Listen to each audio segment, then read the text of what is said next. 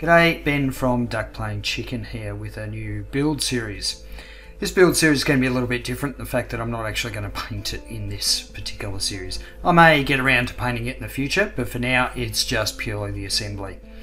So this is Bandai's Perfect Grade 00 riser, and I have spent about 40 hours clipping all the parts off the sprues and cleaning them up. There are a lot of pieces in this kit. It is massive. And I would put the box on the table, but it is massive and it won't all fit in frame. So this is going to be a big build just to get it sort of all together, regardless of not painting it. So what I have done is I've sort of separated all the bits out. They've all been cleaned up. And they've still got a bit of sandy dust on them and stuff, but sort of separated them out into feet, legs, that sort of thing. So yeah, this is just about the actual assembly of the kit.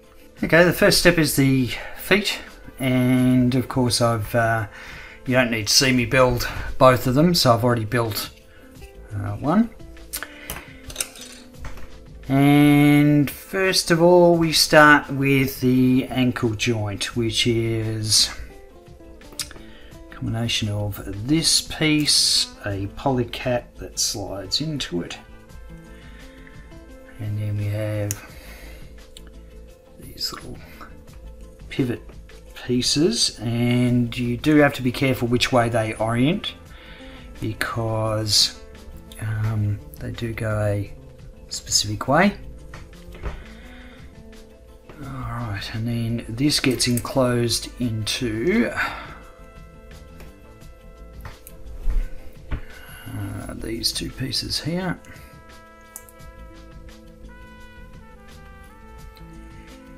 Which all gets enclosed in this part of the inner frame of the ankle. There's another little sub-assembly, which is this piece that rotates, and then there's another piece that sort of hangs off it, which is part of the articulation of the foot. So that snaps in there like that. And we have the other half that sandwiches it all together.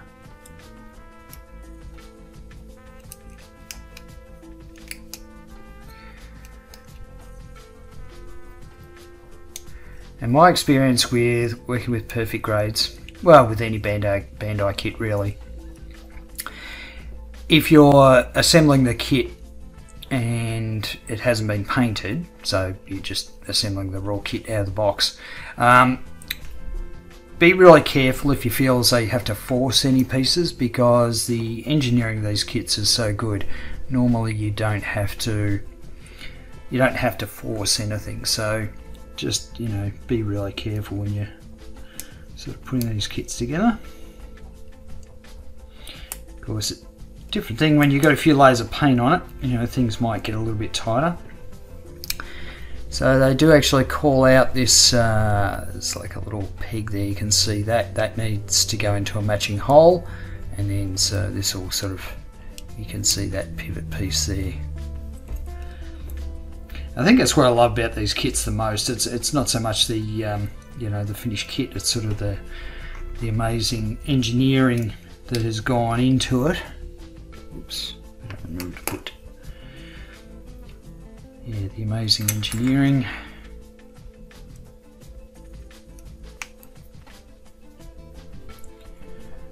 Because you've got to consider the amount of time that goes into designing one of these kits.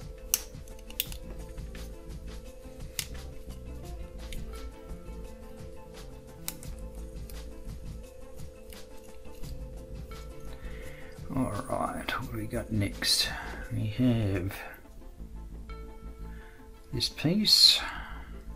So I'll actually start getting into the armour pieces on the foot. And these clips on top.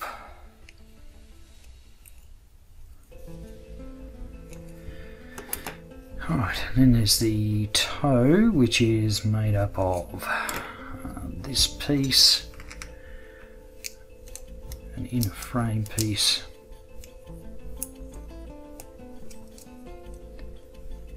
and another armour piece. Oops.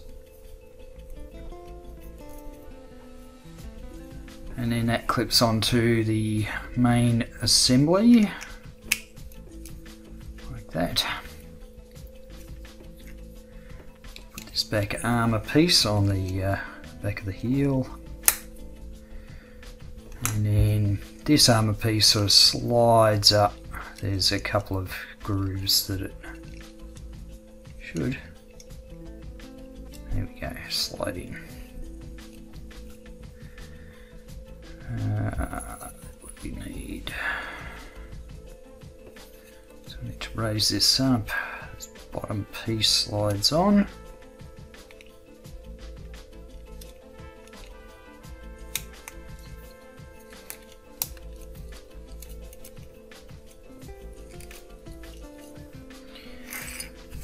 And then we have another piece that goes on the back of the heel. It slides in.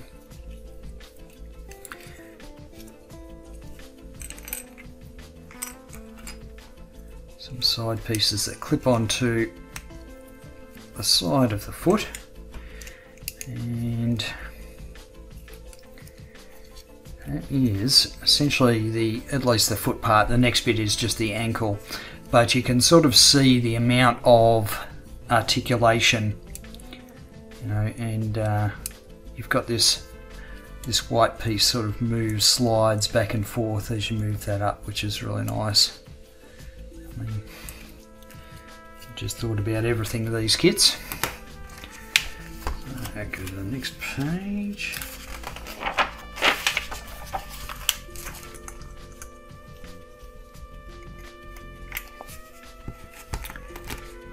Now at this stage of the instructions, they do sort of mention there are adhesive pads that go on the bottom of the foot. So I'm not going to add those just yet because I want to wait till I've actually painted the kit before I add those, so I won't be doing it at this stage. So if we move on to the ankle assembly, we have a poly cap that fits into that part, and then we've got the other piece that hinges with it, and there's a poly cap that goes in there. Sandwich these two together, make sure they're in nice and tight, and then we have a couple of these pieces that slide on.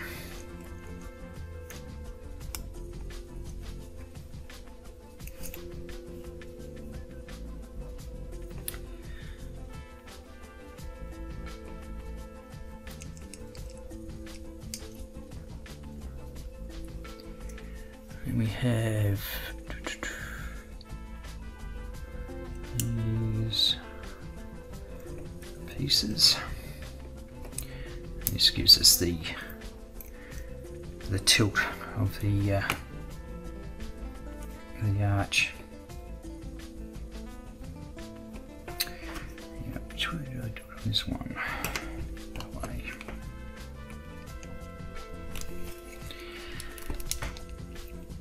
Okay, so now you've got a slight bit of, you know, rotational posing that you can do, and then of course there'll be the main pivot of the ankle itself.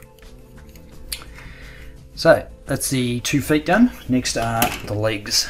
Okay, onto the leg next, and I've already built one of the legs, and you can see it looks pretty good.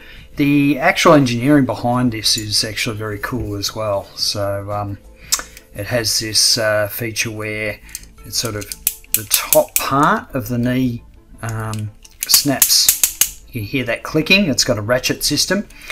But this bottom part of the knee, you actually have to push this middle spring-loaded bit, and that locks it into place, which is fantastic for posing because it's not going to you know, sag over time or anything. So that's got a spring-loaded system in it, which is which is great. Building this leg is really fiddly, and there's certainly a couple of bits where you really need sort of 6 hands to try and juggle everything. But let's see how we go. We're going to make a start with, and what we need to take out is this. It's almost like a, I don't know what you call it, almost like rainbow reflective kind of material. There's a couple of sheets of this, and the one you want to get is the one that's used for primarily the legs. And let's see, we need O first, which is this one here. And they do just pop out. They're already die cut, so they're pretty easy to sort of remove. Now for this first bit here, you can see there's 2 little rectangles in there. Maybe if I can get in focus, there we go. 2 little rectangles. So you just need to poke them out. I just use some tweezers to kind of poke them out.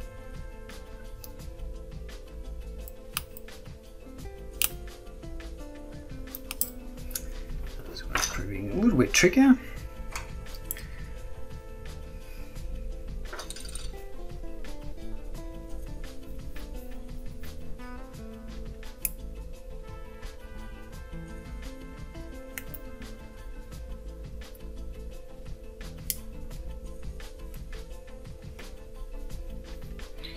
And you do want to be careful with this stuff, it does actually scratch.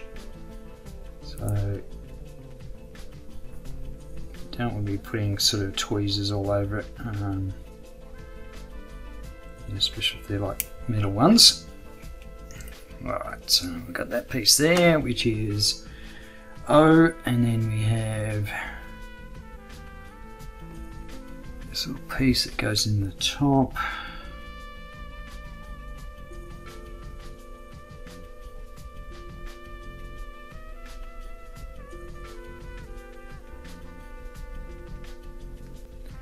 And I'm just going to use, we just got some plastic tweezers here. This will just protect the film a little bit. What I'm going to do is get it, why is it not going over?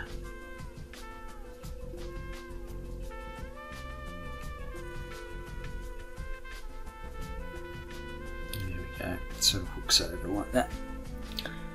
Okay, and then we've got this bottom bit that does a similar thing.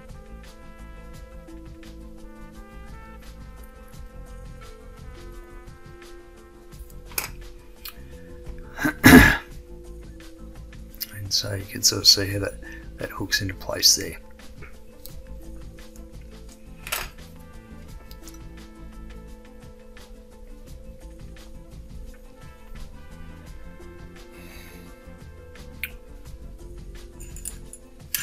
Yeah, I've got 1,000,001 bits here, so sometimes it's going to take me a little bit to actually find them. Alright, so we've got another little sub-assembly here. This is just a little, this bit will actually slide up and down on the knee.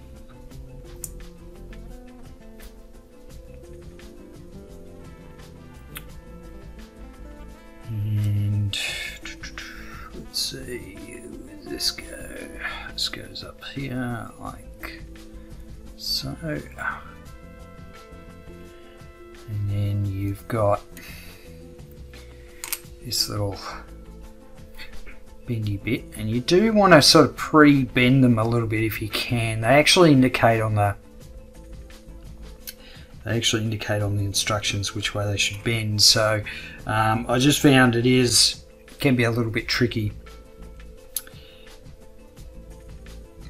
So you want to make sure that you've sort of got it at least a little bit bent in the right direction. Alright, so we've got that set up like that.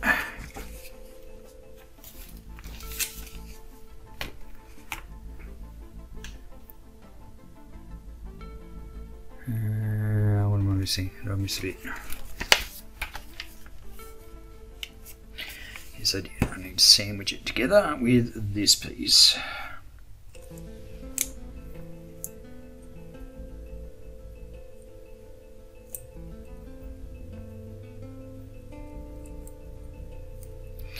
When you're sandwiching the pieces together, you just want to make sure you're not forcing anything.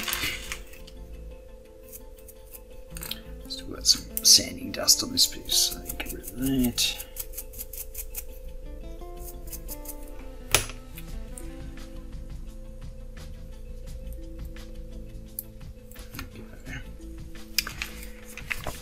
Alright. And we have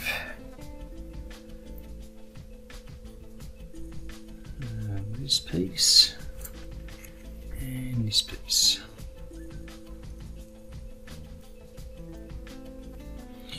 This is a another part of the knee assembly.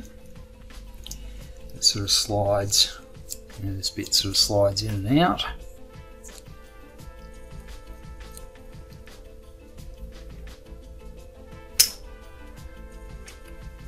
We have, let's see, these two snap together, and then there's a small hook piece, snaps into place there. We need one of these. Make sure I've got the right poly cap, goes in the top here.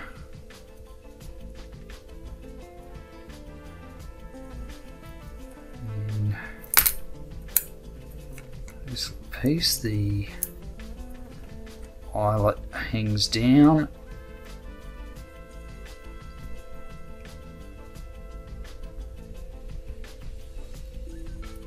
Something like that. Alright, now this is where you kind of need more than two hands, because all of this stuff kind of holds in place fairly loosely because they're all on sort of sliding tracks. So I'm just going to try and get this set up. And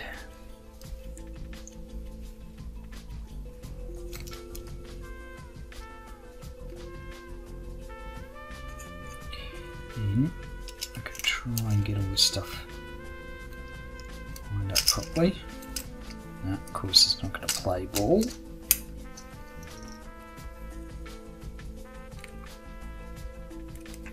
As much as the engineering is fantastic on this stuff, it can be a little bit fiddly sometimes. Let's see, we go here.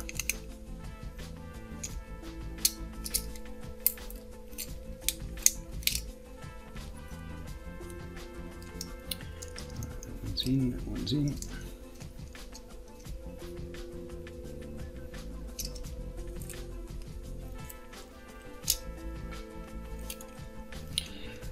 Alright, I think we've got it. Yep, everything moves according to plan, so that's good.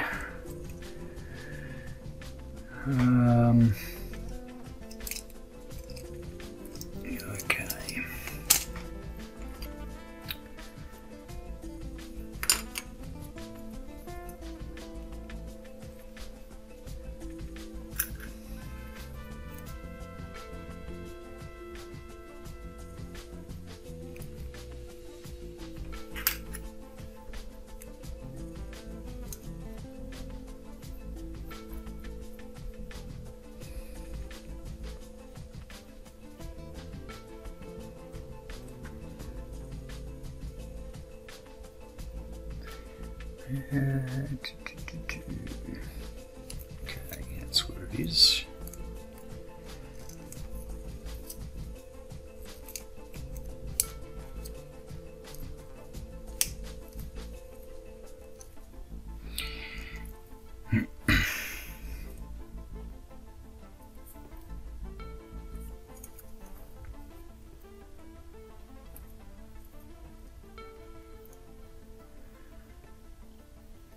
Okay, so we need another one of these little pieces. We need Q, which is this little one,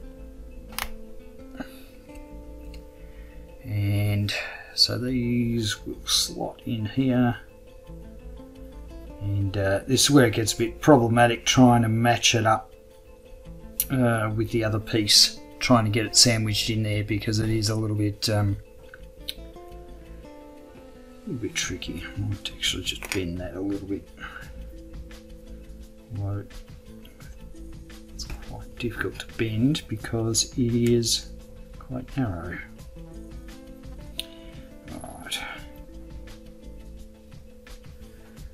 So,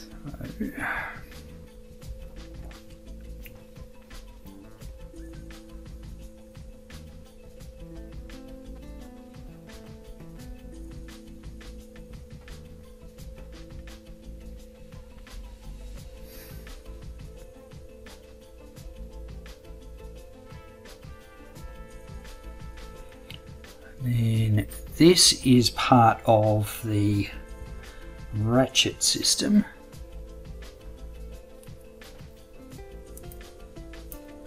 You need to make sure you get it on the guide properly, because there will be a bit of pressure on it.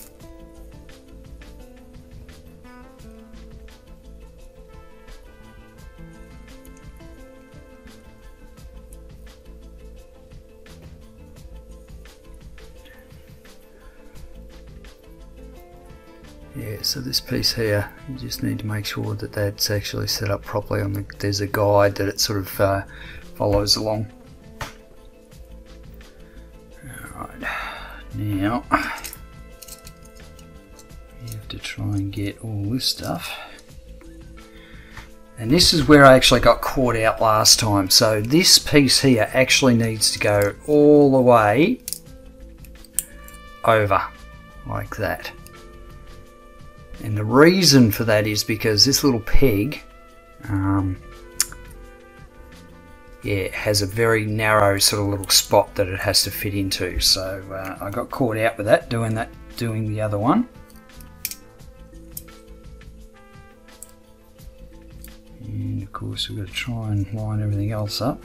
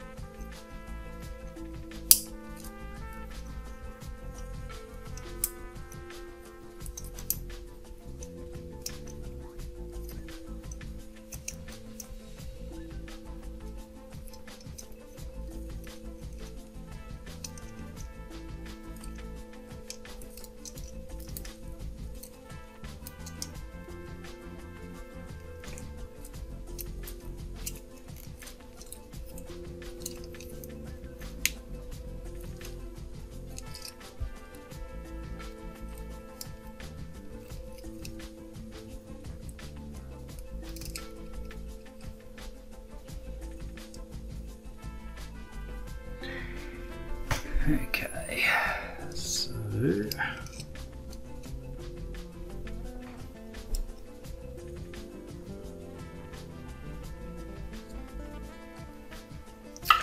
I just need to check that this is lined up properly, or otherwise it's too much stress on the piece at a later date. I don't think it is in there properly.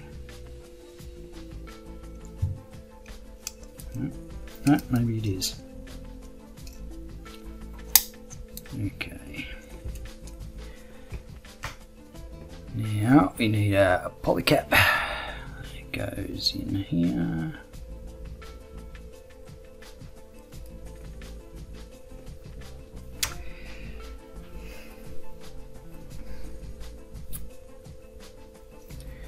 And this other piece.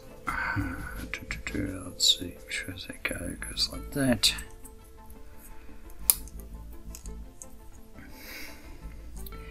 And this is where it becomes a bit of a nightmare, because we gotta try and sandwich all this stuff in here and get everything lined up in its place.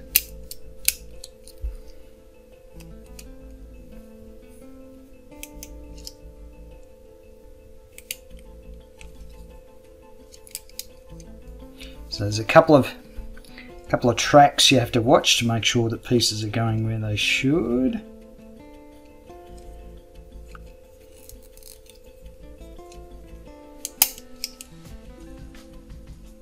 You also need to make sure that this little plastic rubber piece slots into where it's supposed to go. Right.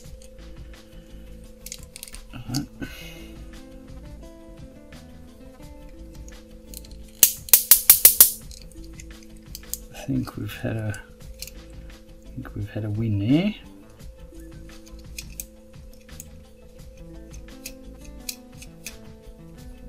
Everything seems to sort of slide where it's supposed to.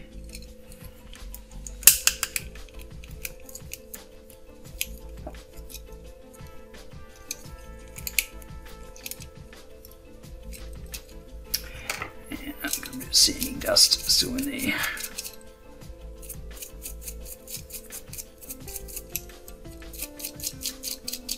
Problem when you sand all these pieces is that static electricity builds up, and all the dust tends to stick to the plastic.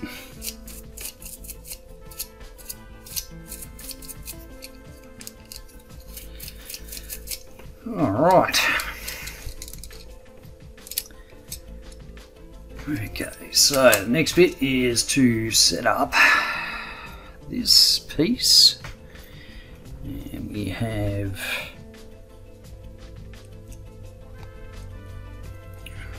this hangs down. We have a poly cap.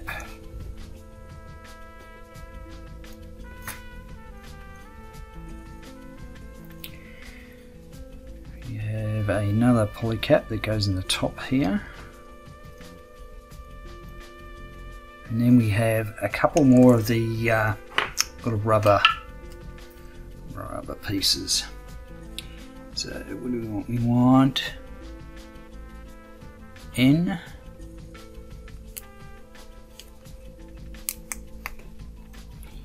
and we want M.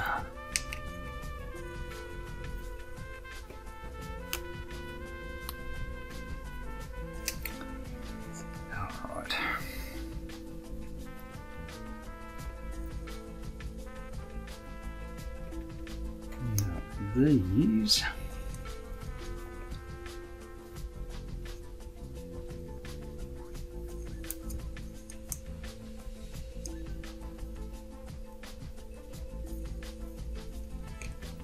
have two little tracks that they have to go in. And this one, if I remember rightly, was really problematic because it's quite a severe bend that it has to do.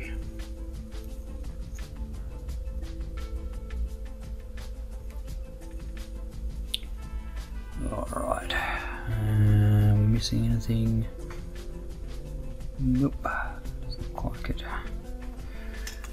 So now we take this side, and this little there's a little peg on this slidey piece that has to go line up with the right corresponding hole. There we go.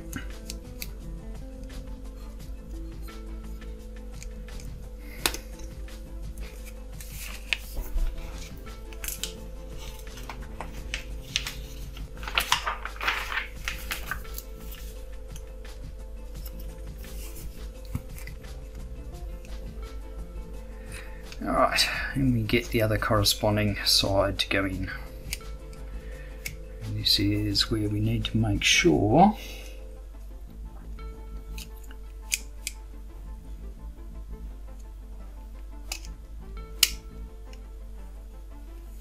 that doesn't happen. So I need to try and feed these into the right tracks. Yeah, the whole thing's popped out. Okay. Whee.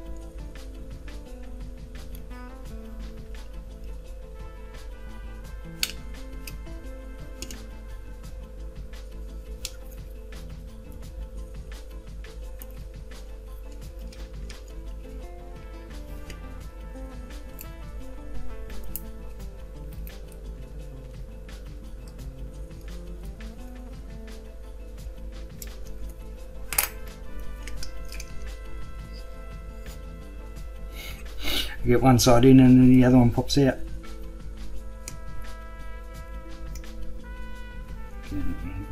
Ooh, that looks good. Just hope I haven't missed anything. Alright, so that's what we should have at this stage. Removing. So you got this rainbow rubber track stuff, whatever that is, and then a little bit up here as well. Alright, I think we're on the home stretch now because that was actually the most sort of difficult piece. Alright, what do we got? Got this. This requires another clear rubber piece, and I believe this is P.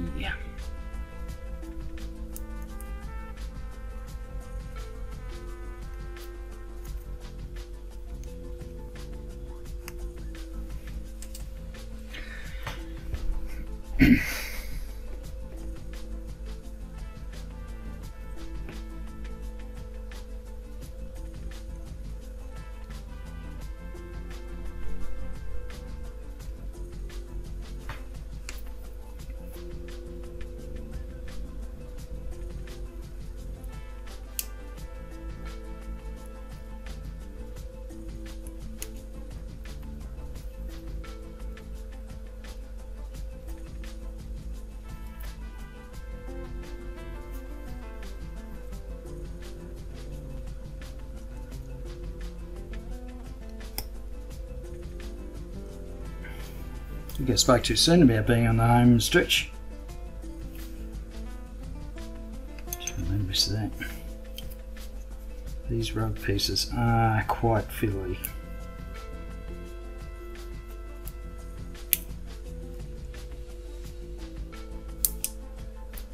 There we go. Made a little bit of a mess of that, but that's alright. Got that sitting in there now.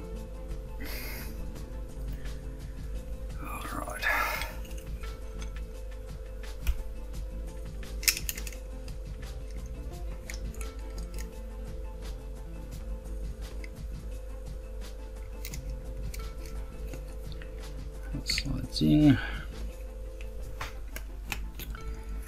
Got these two little pieces.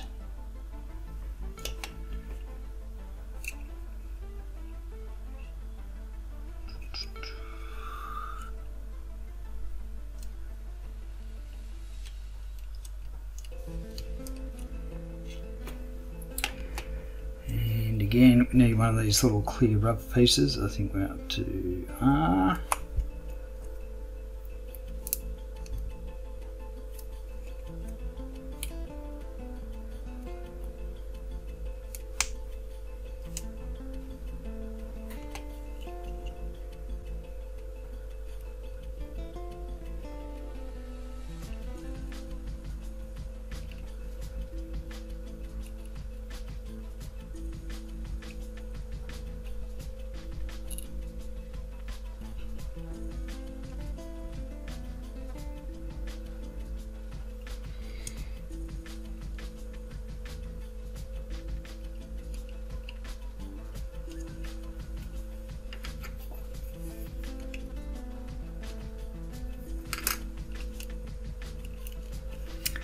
Alright, sandwich that together.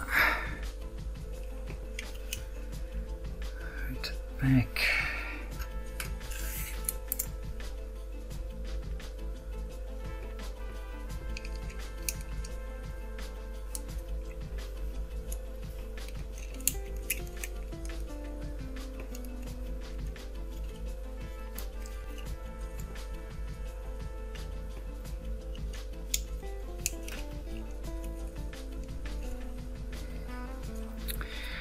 It's interesting. I've built a number of the perfect grades now, and you can definitely see as you go through the later models the improvements made in the engineering, but there's also the kind of issue of everything being incredibly tight, and sometimes that can be a bit problematic.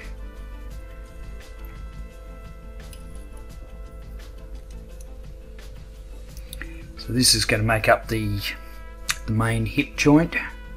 So it's quite a, if I get it in the right way, sturdy polycap and quite a chunky sort of assembly to attach the leg to the hips.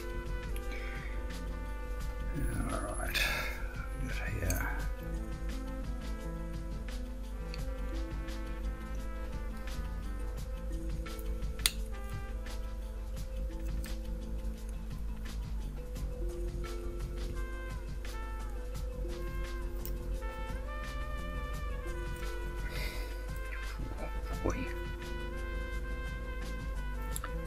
It's going to be fun and games to take off again when it comes to painting.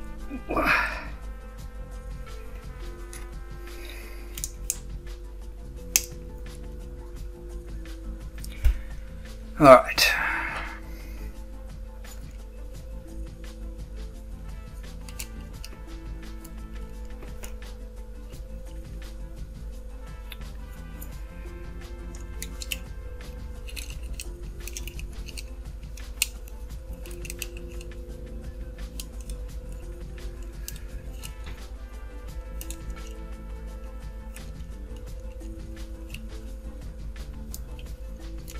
Stopping that from going on.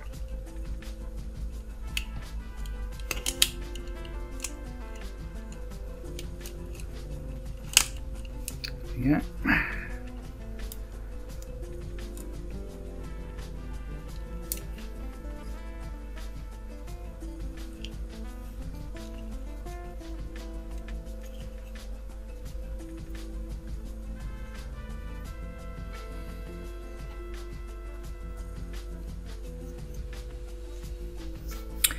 Okay, for these pieces up here, they call out the instructions that they actually go a very specific way, and it's about these little holes here are keyed, so I need to make sure we've got the right ones.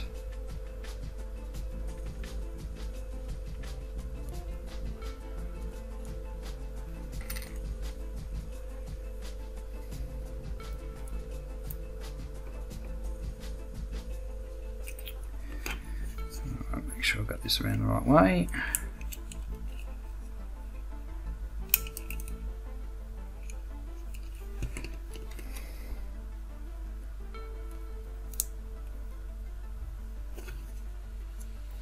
The other thing, so look out, this kit actually does come with an LED unit, but I am kind of curious, you know, building this, sort of thinking about, okay, what other lighting can I do?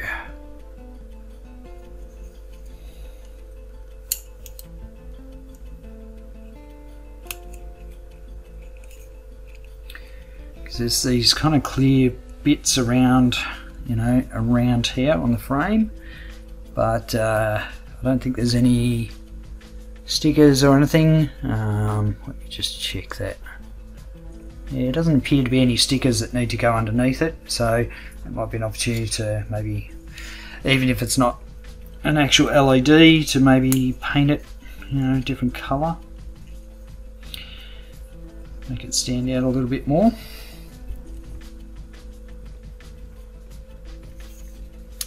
Now there is a sticker to go in here, which is covered by this clear green piece, but of course I won't be putting a sticker on until I'm ready to paint. So for now, we're leaving that off.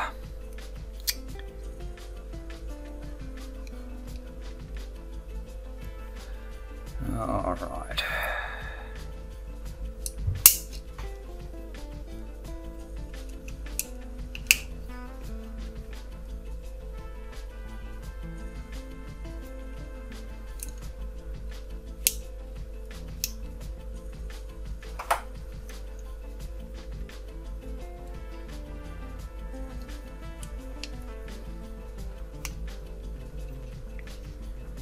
Now for these here, these are sort of the hinges for these bits that sort of lock into this part of the knee.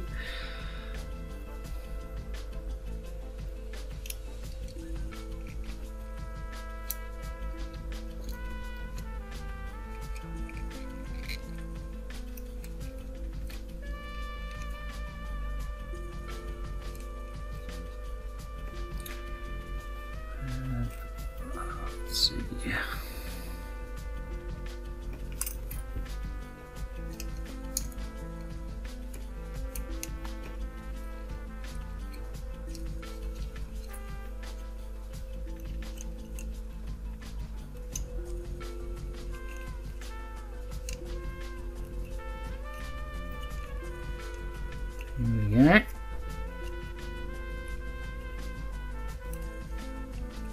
Keep doing there. Alright.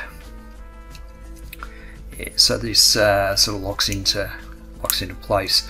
And for the other side, once you put the GN unit in the knee here, then that will sort of lock all that in place as well. So, right.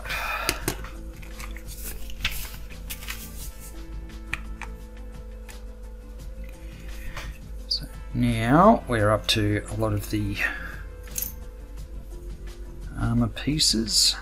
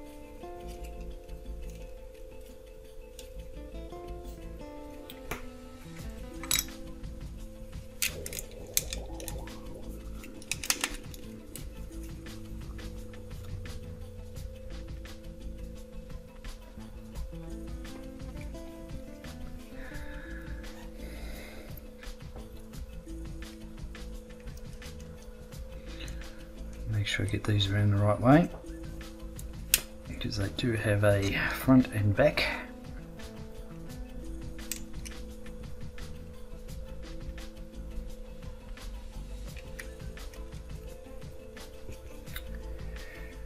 And you clip on these last little bits to cover up the ankle.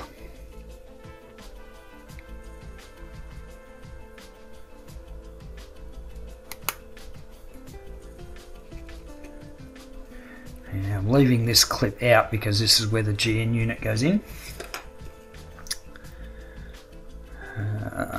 So we can put it on the foot. Make sure I've got the foot around the right way.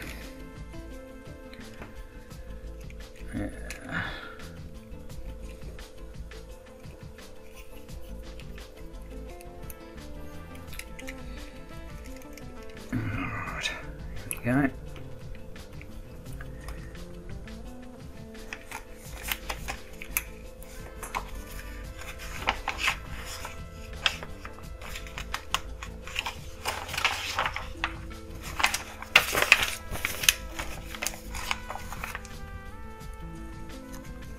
Looks like I'm skipping pages in the instructions, but I've actually already built that leg, so it's up to just a bit where we build the GN unit.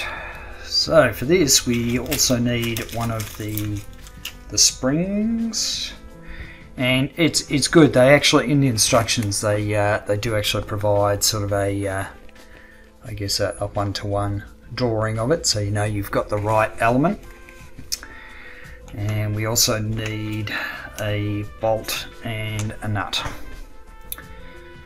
So let's see, first we take this piece, feed the nut down the middle, that locks into place. Then we have this armour piece that goes over the top and that snaps into place. And then for the corresponding side we have the nut that goes into place. Get to move that around a little bit to get that to sit right.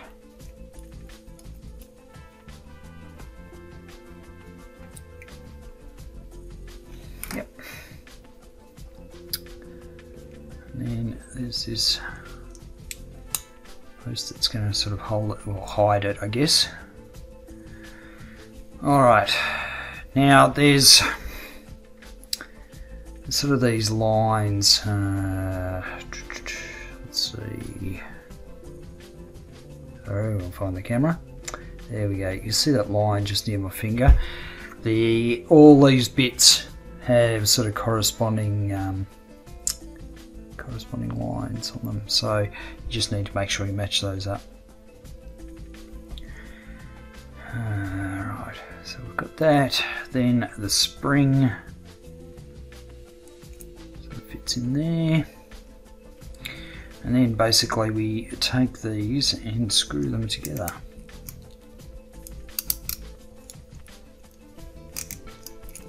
Oops. And it's a good idea to hold on to this end plug bit so that the nut doesn't come out.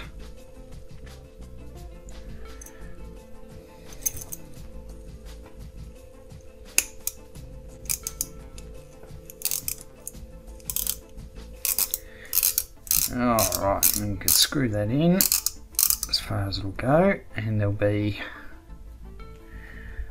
lines. Where are they?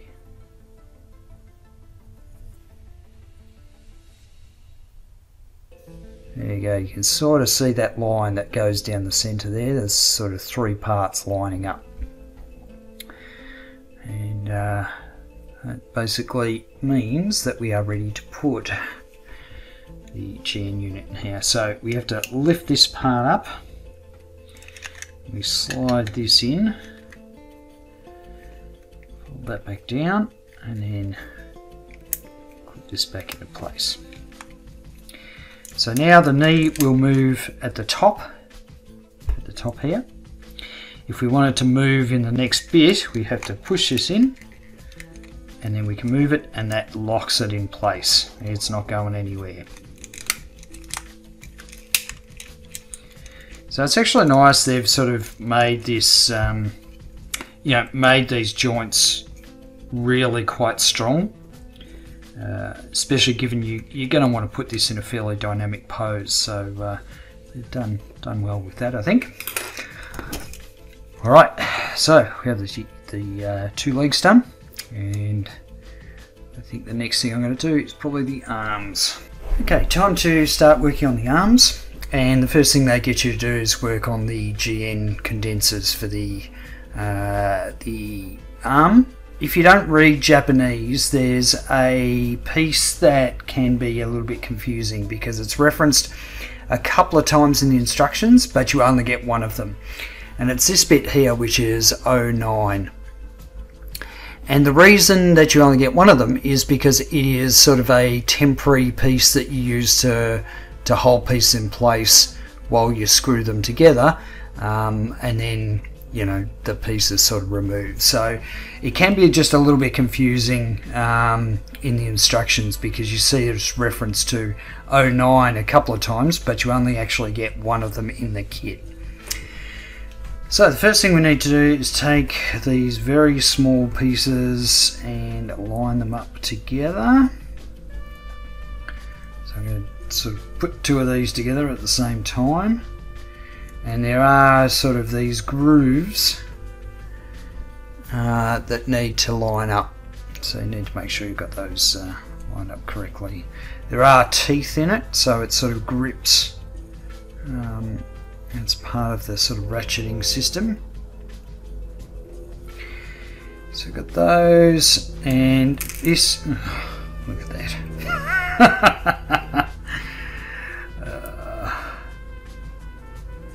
Try that again. Alright. Nah, I keep knocking it off. I think I might have to wait till I actually get the bolt in it. Alright, so this 09 piece, what I have to do is get the post with the nut that sort of slots in the bottom, and 09 holds that all in place. So it makes sure the nut is held in place while we actually screw down the bolt or the screw. And then we use a spring, and again the reference in the instructions shows a picture of 1:1 scale, the spring, so use that because there are a number of different springs in the kit, so you want to make sure that's right. And we put the screw or the bolt in, get that sort of lined up somehow.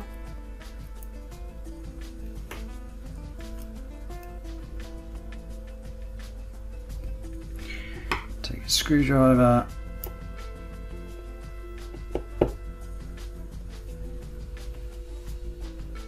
before I tighten that all the way up I want to make sure that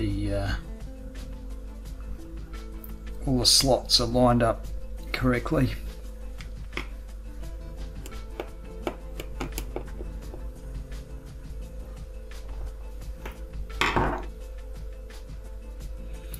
Because these are the slots in this thing are key to the joints in the arm, so it's important you get those slots lined up.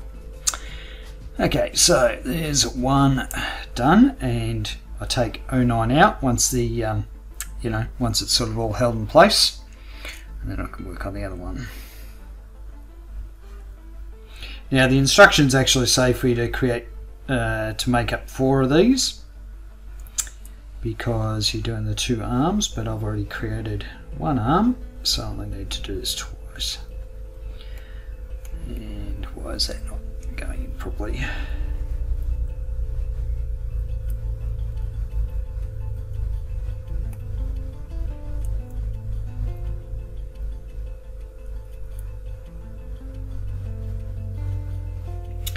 Okay, once again, 09 holds the post in place with the nut.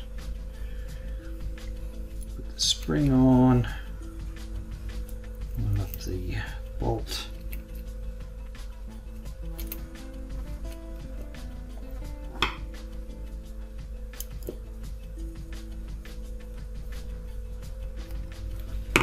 And before I tighten it right up, I'll just check the slots line up.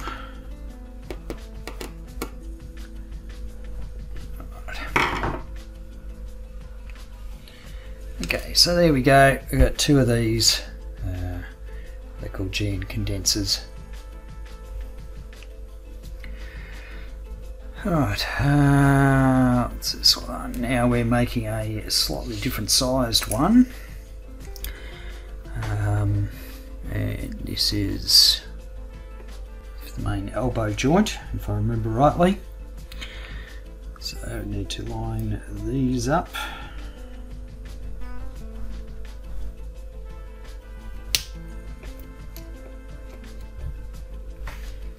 And this time we're actually using a different nut and a different screw.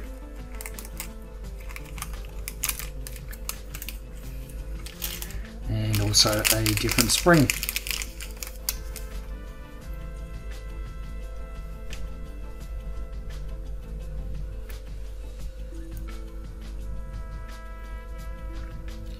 So the nut's held in place in the bottom of the post, and then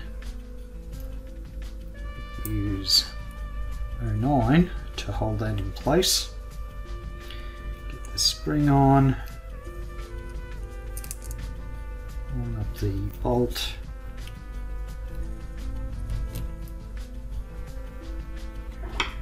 and then screw it down.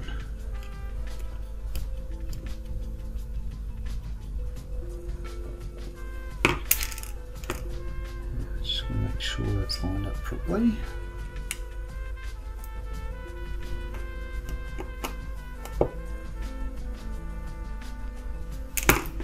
Oh, it has to be finger tight. You don't want to over tighten it.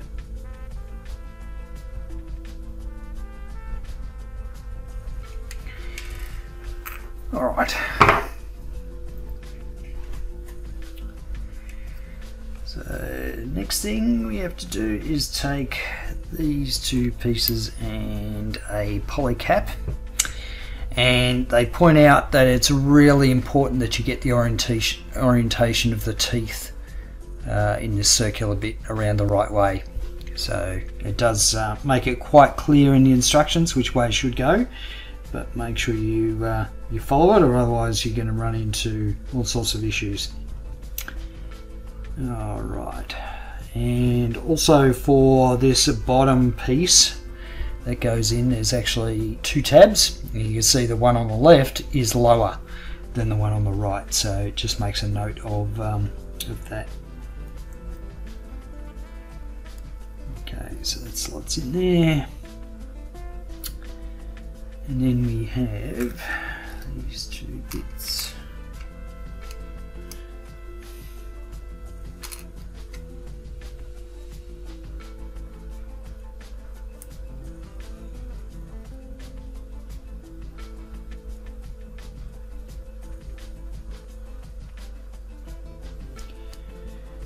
And there's this sliding piece that fits in the track, so you need to set that up before you sandwich the other half on.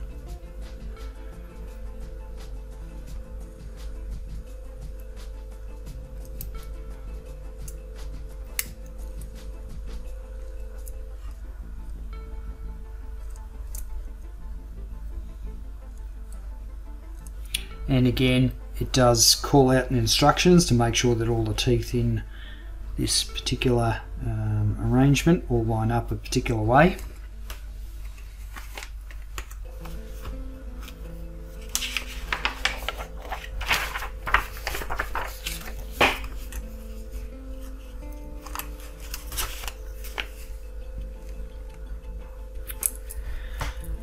Alright, so now we take this piece, it lines up on that, and the post on the sliding piece goes into the corresponding big hole. What does it? Oh no, it goes into a track. It goes into a track.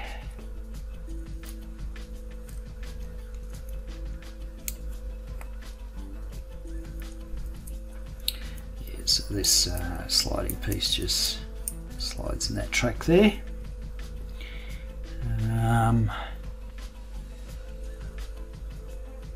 Okay, then there is this piece, and once again it's really important you get the orientation of this correct.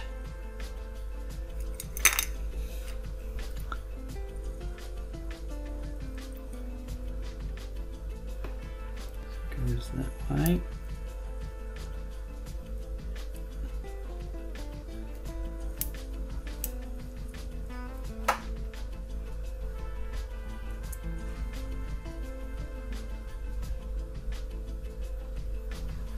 And M9 goes at the top here.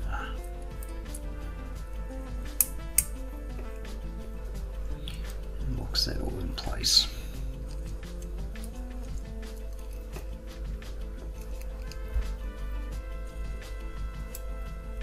Alright, we've got more of our rubberized clear parts. So this time we're using G and H.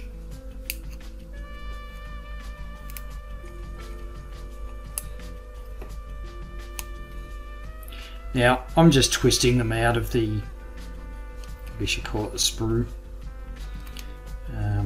But you can actually run a knife along where they've got these tiny little gates that are holding them in place, and sometimes it makes it a little bit easier to pop them out. There we go. And these ones have little cutouts that need to be removed, like little T-shaped slots. Get rid of those.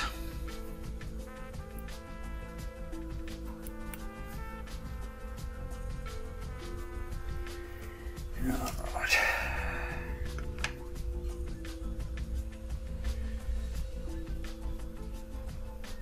Now, I've just noticed one is shorter than the other, so I just need to check which is which. Okay, looks like G is the short one. G goes at the front.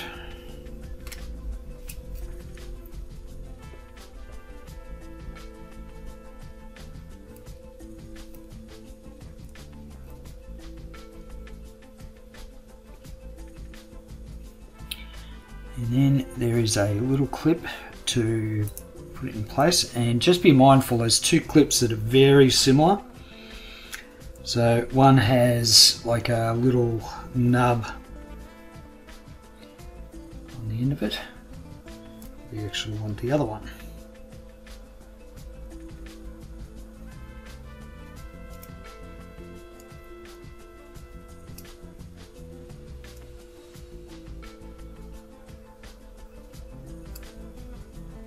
There we go. And that holds that little rubberized strip in place. Then we do the same thing on the other side.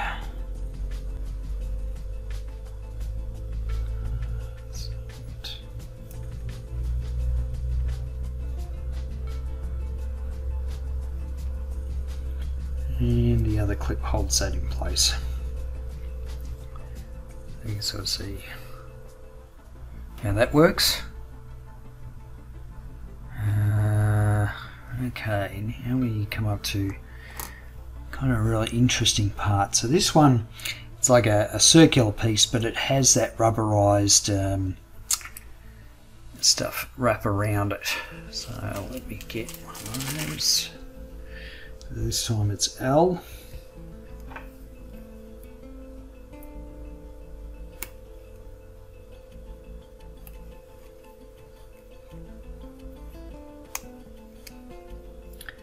Yeah, looks like that one's done.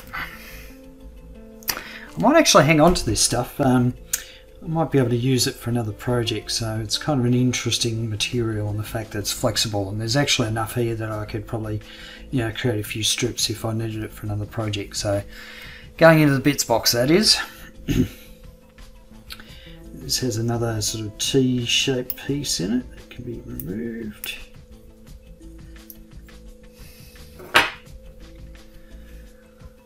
Alright, so what we need to do is wrap the T piece around that little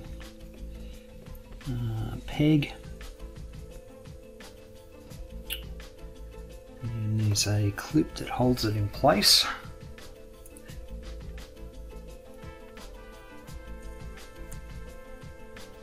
And then we can wrap it around, and there's a corresponding slot that it slides into, and so that sort of holds it all in place.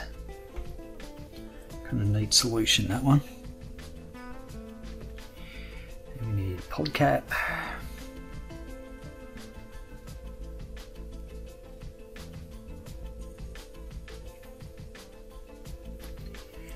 And there's a small piece that holds the polycap in place.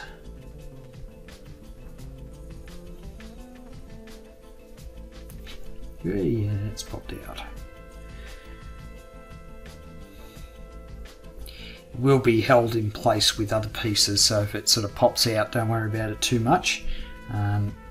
It will be, yeah, there's other pieces that sort of go over it that hold that rubberized piece. Alright, next we have these pieces. And we have a couple of small rainbow rubber pieces, J. Let's see.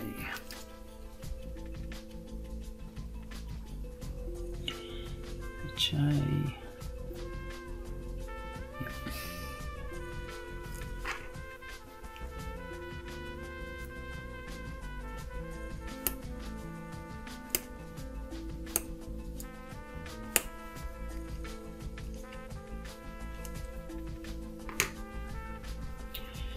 And they do make a bit of a call out on the instructions to make sure you get the right orientation for them.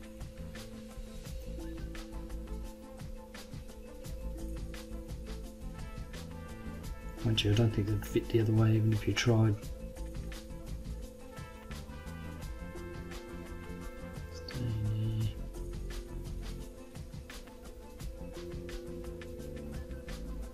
These things are fiddly. And you kind of think this is a large model, but you'd be surprised how many tiny pieces are in it.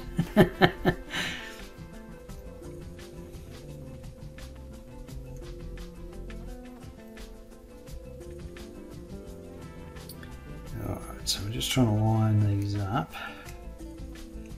so that the rubberized stuff is sandwiched properly. It doesn't feel like it is there.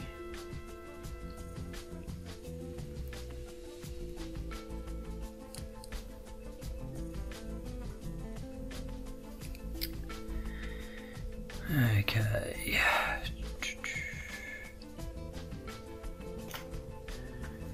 And then we have two more pieces go on the sides. What's that eye?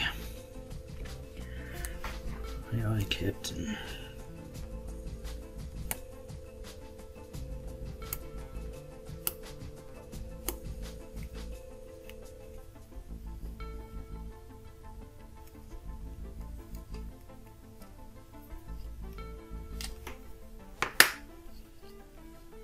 Alright, these ones just slot in here. They're friction fit, but there's a piece that sort of goes over them that holds them in place anyway, so you don't have to glue them in place or anything. Alright, and we get these two.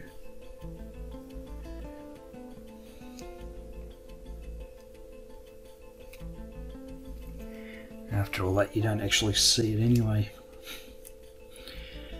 With the little rubberized bits, you might only see a tiny fraction of it. Okay, this bit slides in here.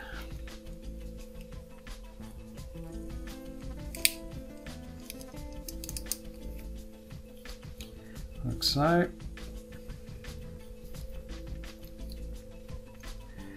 And then that's put to the side for a bit.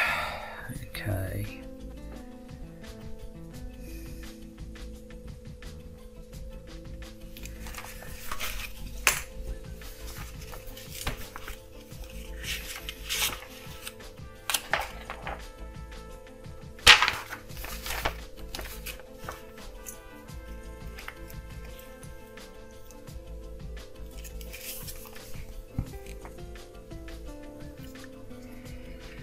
Alright, we take our little condensers and put a cap on it.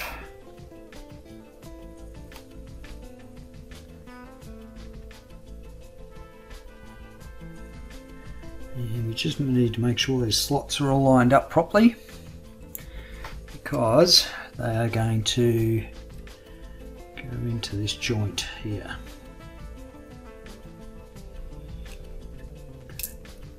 Oops.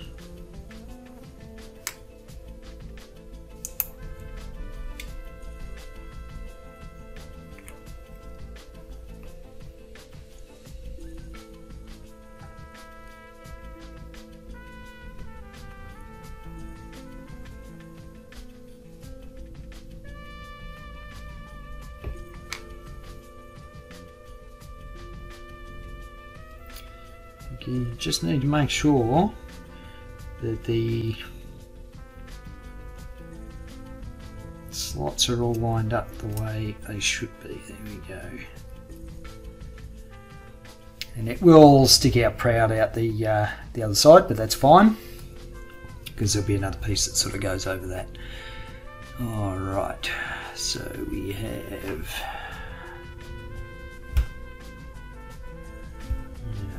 this one or the other one.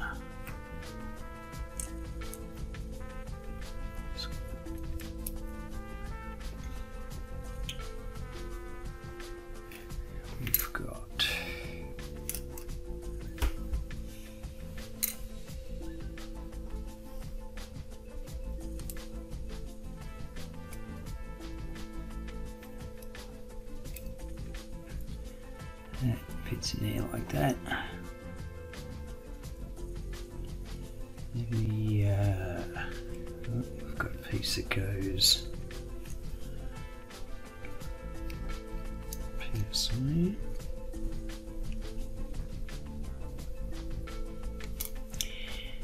What have I done wrong? What have I done wrong? No, that's right.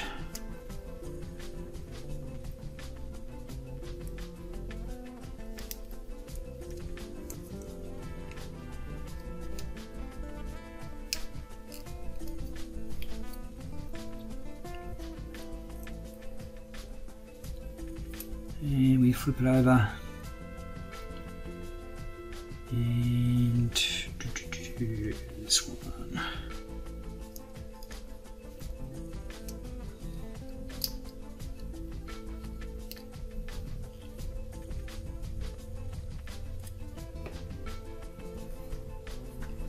Okay.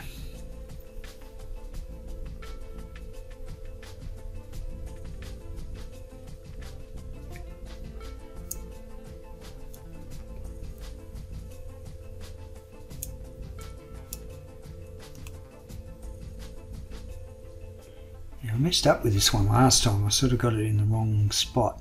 So instructions sort of suggest there should be a pip at the top. So it should be like that, I think. Yeah, maybe not.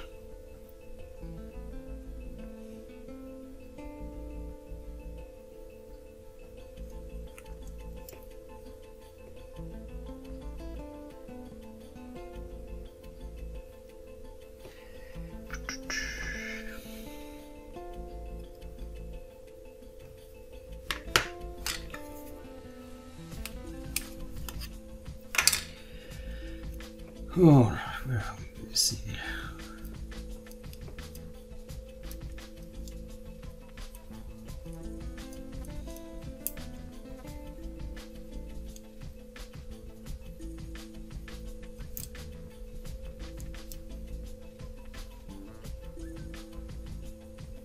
That must be it. All right. Okay. Now, there are a couple of stickers that have to go in here. I didn't show them for the leg, but so they're these kind of foil stickers here with the black and the sort of green. But of course, I won't be putting the stickers on until I'm actually ready to paint this thing. Okay, so then we put a clear piece over. The clear piece should go a specific way.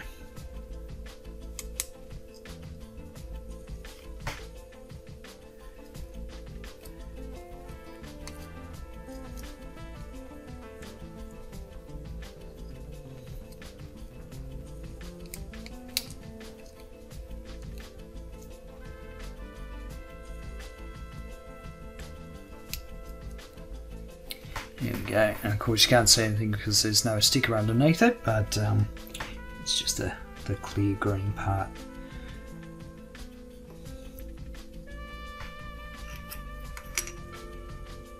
Alright, we have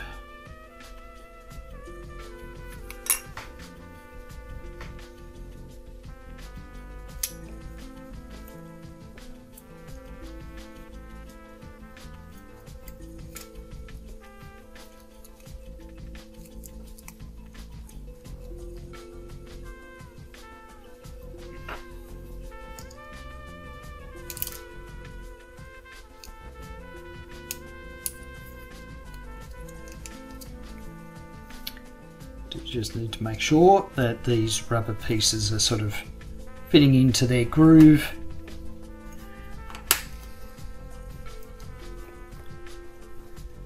And then we have polycap somewhere.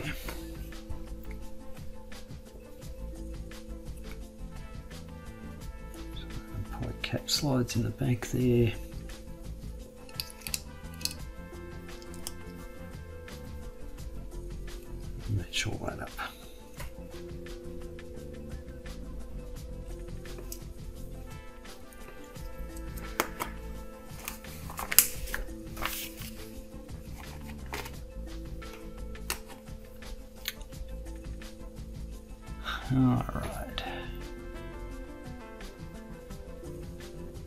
If this tiny little piece go here somewhere.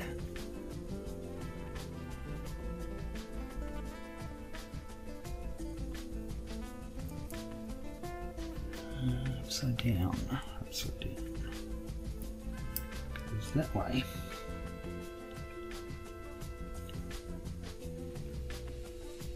Oh, the next bit was not enjoyable at all. You have to get a couple of tiny little rubberized pieces. Which one are they? F, is that right? Yep. These things are fiddly. I've got to say, I like the material. The material is interesting, but actually working with it is,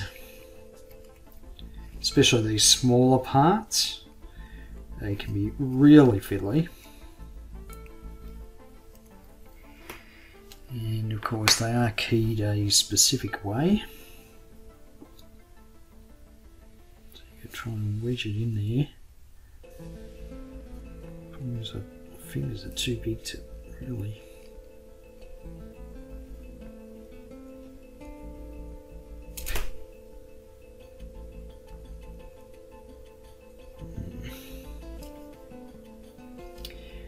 I'm sure there is a trick.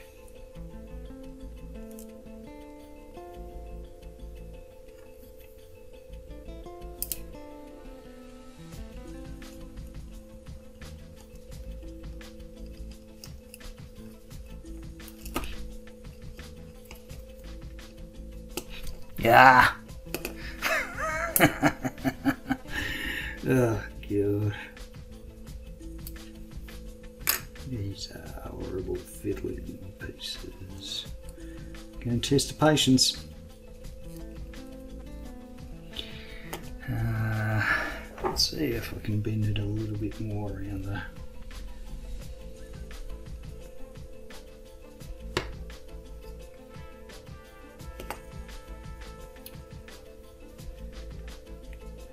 So that'll bend it one way.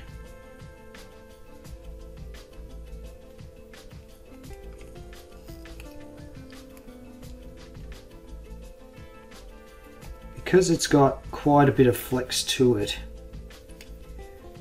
is you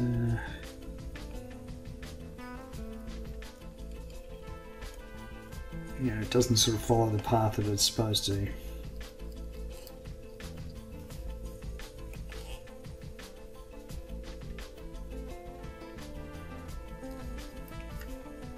You would have thought after doing 2 of these I would have known what the knack is, but nope.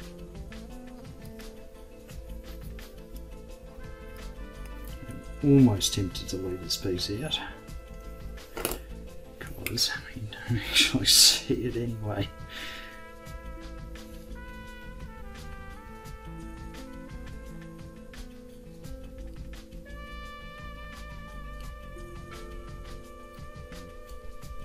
Oh, there we go. Okay, one's in. Now I've got to try and get the other one in. Yeah, patience, patience.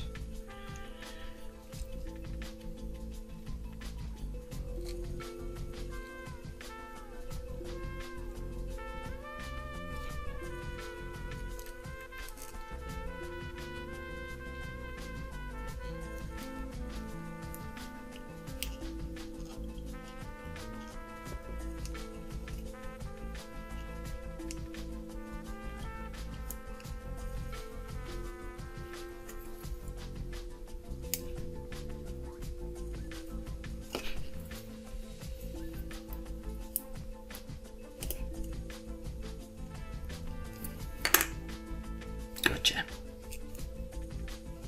Nothing. Yep, they're in. Alright, good. Yes, not fun, that part of the arms. Okay, and then there's this piece which comes up that way. Yep. Then we start getting some of the armour pieces. It's actually not a huge number of armour pieces.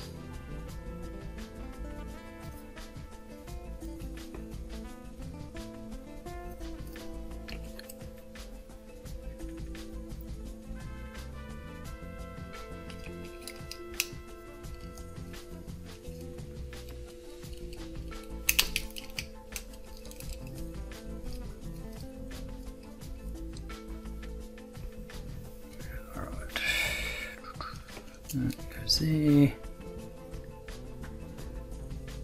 Alright, and again, they want you to make sure that you've got the pins lined up. It's almost like you know, barrels on a lock sort of thing, or tumblers, sorry, in a lock. They kind of all have to line up properly. And so now we take this piece.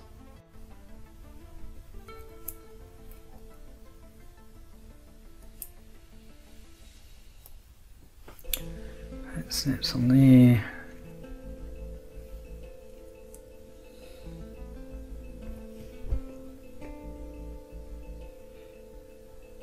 Oh, right. Now I need to make sure I've got this around the right way. And goes in that way.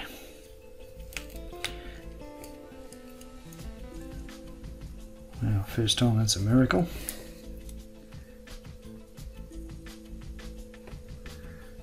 Alright. And again, there's a sticker that goes here, but I won't be doing that.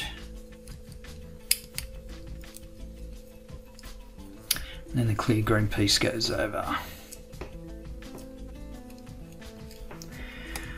Alright, now we go back to this piece with the curved rubberized stuff around it.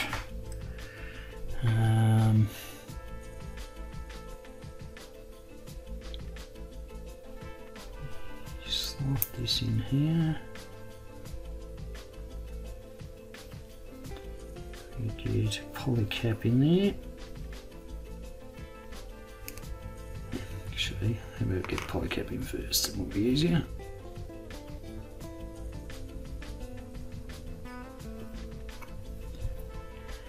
Okay, polycap, and then this slides there. And the other half holds it in place, like so.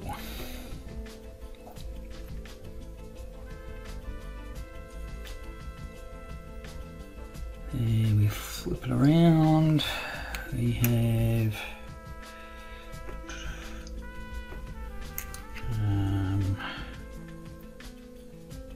let's see, this piece, and this one slots in, and that goes like that.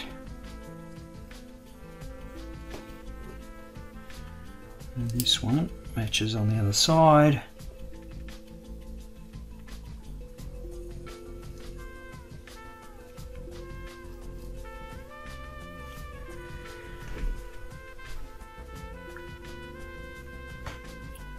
Take our little condenser module. We have this piece go on the end.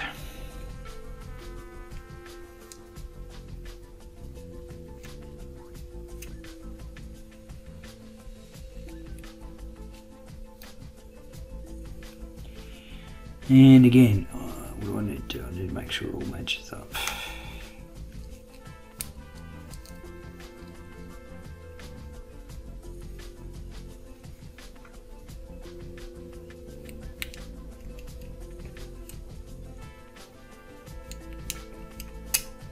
There we go. All right.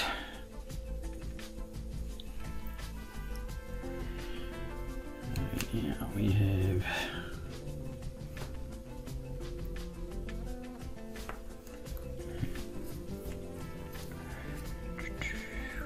this down. This goes over the top.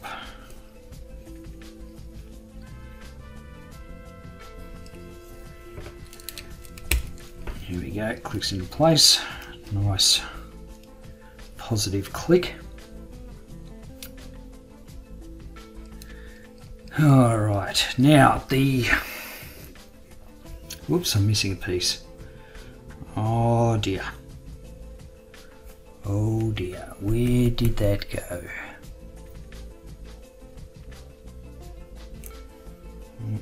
Don't panic, because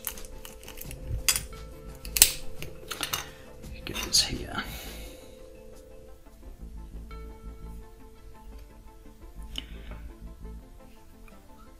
Actually, I missed two pieces. Wake up, Australia. Where does this one go? It goes on the bottom there. And then we've got this piece. I gotta say, that is the good thing about cutting out all the pieces in preparation for the actual construction. It makes it a lot easier to see if you've actually missed something. So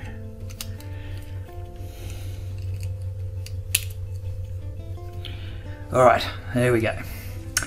Now, I've already built the hands, and the reason for that is because they're actually really quite fiddly.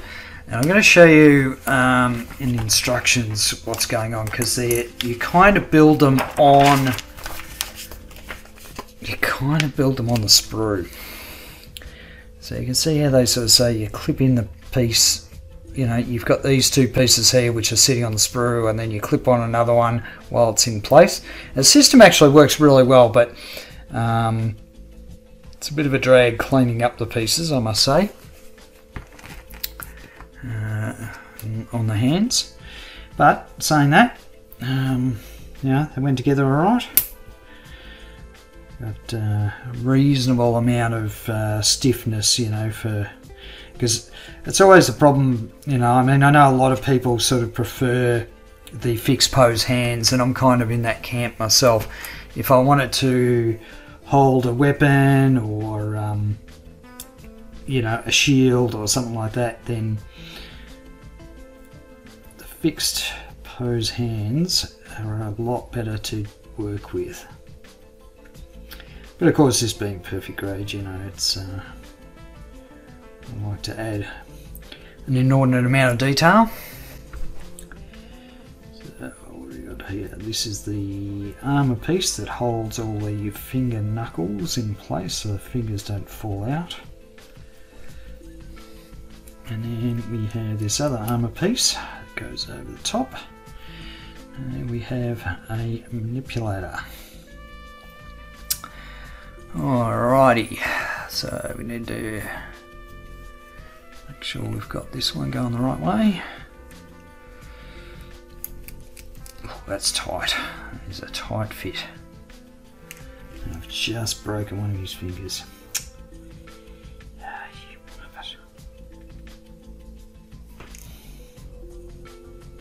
Of course, it happens once I've got the hand in place. Which way does this go? I really don't want to get it upside down.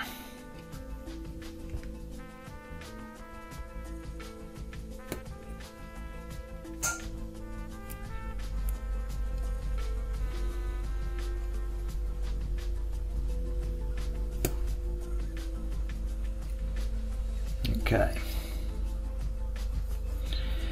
So one thing I didn't actually notice, but when I was doing the other one, you've got that little bit of articulation in the armor moves. That's nice. It's yeah, pretty cool. Two arms are ready to go. I believe the next part is probably the hips, maybe, and then I can do the torso. Alright, time to start the waist unit.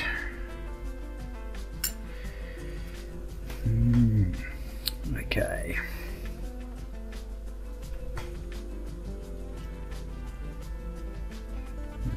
Start with this piece. Now I've got a couple of different polycaps here, so I've got to be careful which ones I'm selecting the right ones.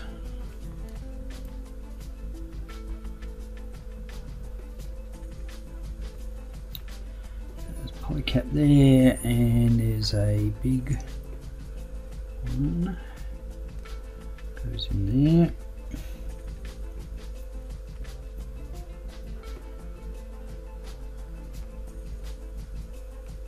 And then we have, I've got a lot of pieces here. This one.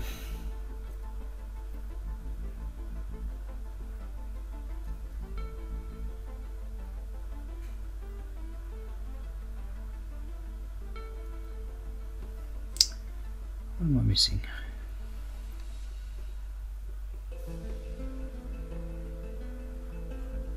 Oh, it might help if I start from the beginning.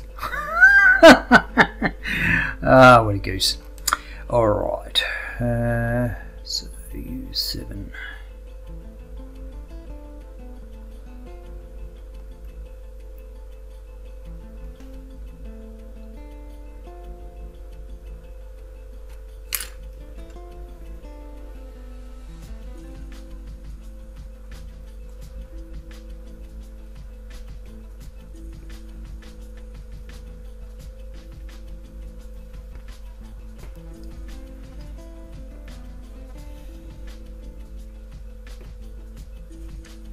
So this, this is the main part of the hips that are going to hold the legs in place. So to me, we'll look at it. Then we have two of these. Do they have two? I see, so this will be part of the hips that can sort of swing the legs out. So that'll be good. Give a few more options for posing it. Okay, now back to where I was. This piece goes in here.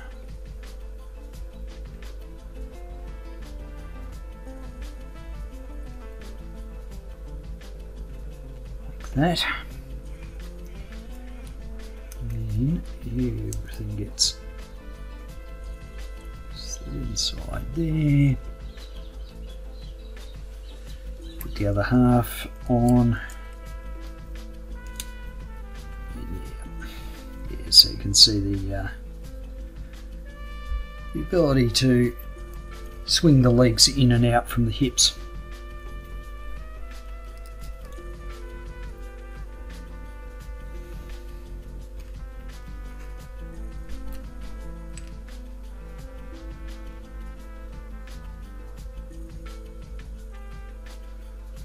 Have I lost a piece, or is it right in front of me? What am I missing?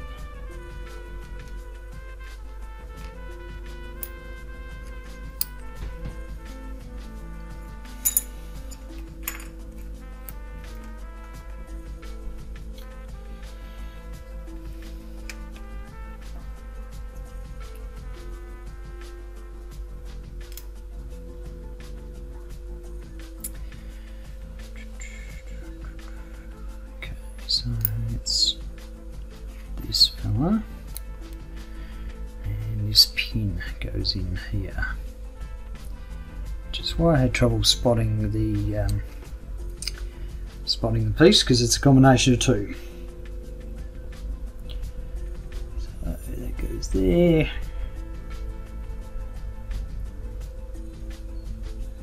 That slides in through there, and then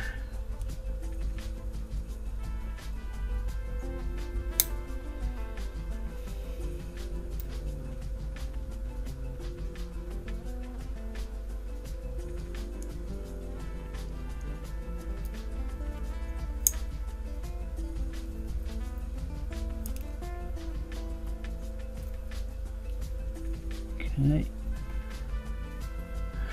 And piece slots there.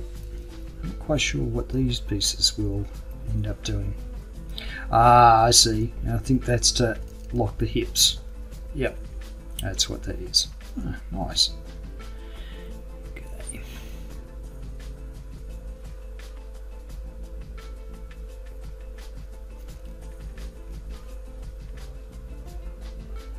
All right. So it needs to be a poly cap going here.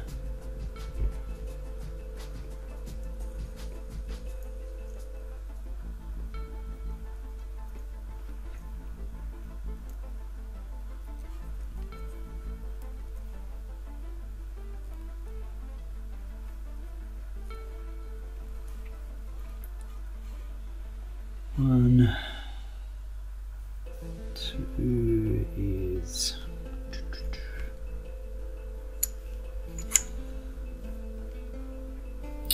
piece.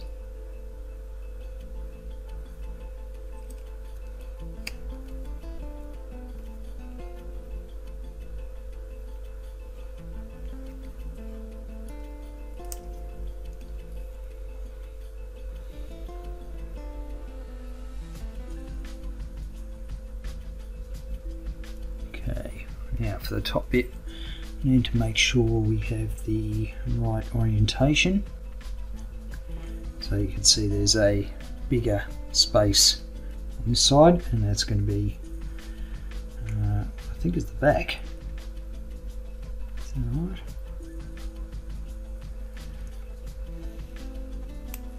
Oh no, it's going to be the front. Alright, yeah, this obviously has to clip in. I think it's going to be a bit of a tough fit, because I think it's supposed to be. Yeah, there we go. Very positive snap. Okay, G1.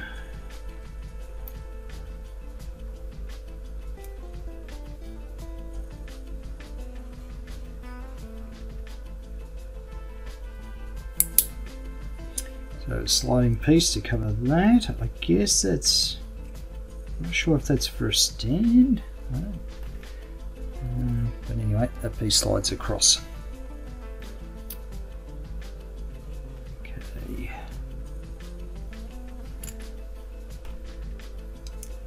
These bits.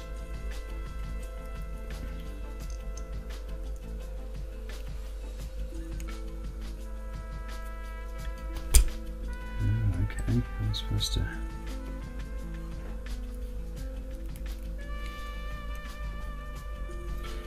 Not quite sure.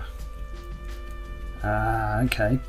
So I was trying to work out why this is a ball joint on this side when it slots into these other pieces, but it gives it a little bit of movement, but it snaps back into place there. So that's interesting. Yeah, so there's this ball joint, but then there's these little pegs that they slot into.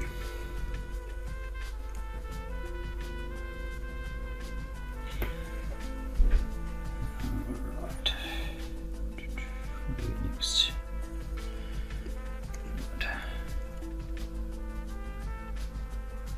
This piece generally. I've got some sanding dust on it, so I need to get rid of that.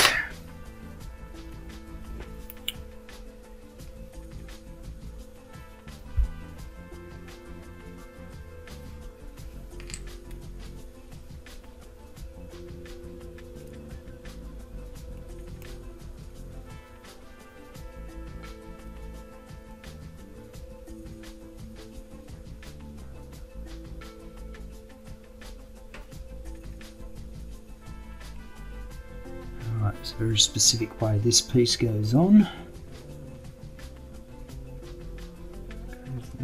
a look at it.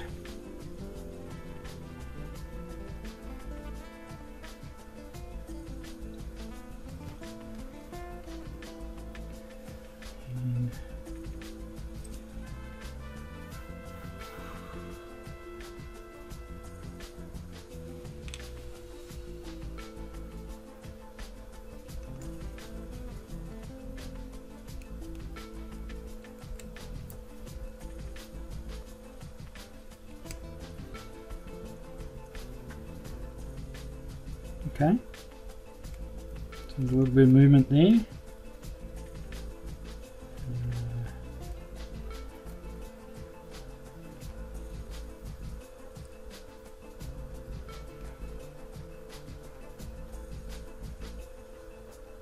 Okay, we do the other side.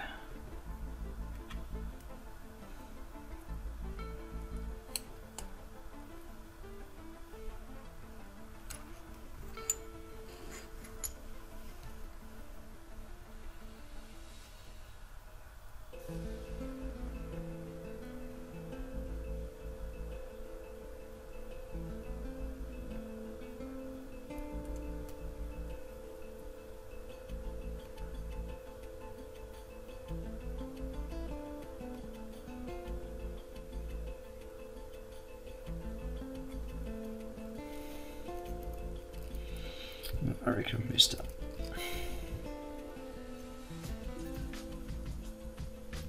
It's budget time.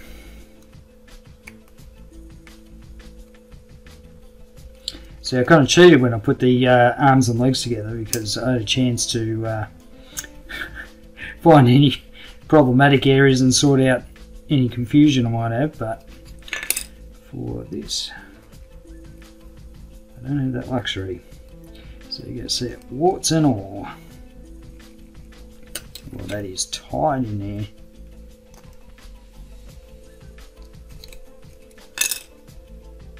Yeah. Do not want to break it, that's all.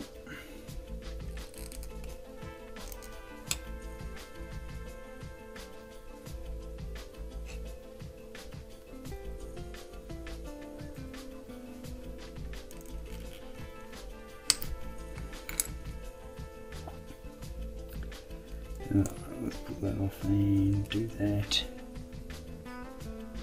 way. That's right. That's the way it should be.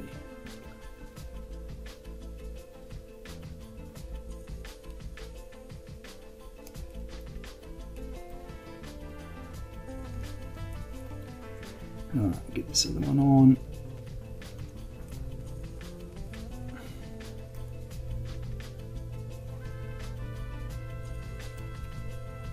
Yep, and they slide out. Alright.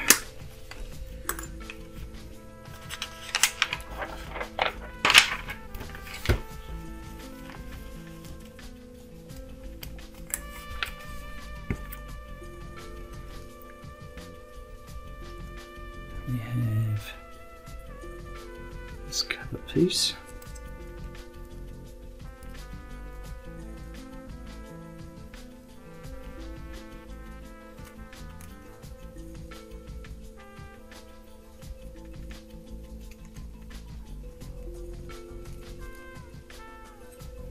Yeah, it's pretty cool. It slots in there.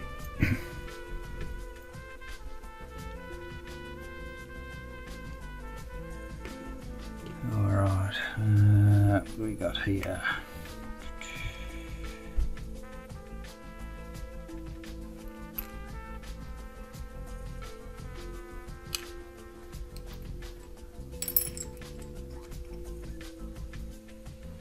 That piece.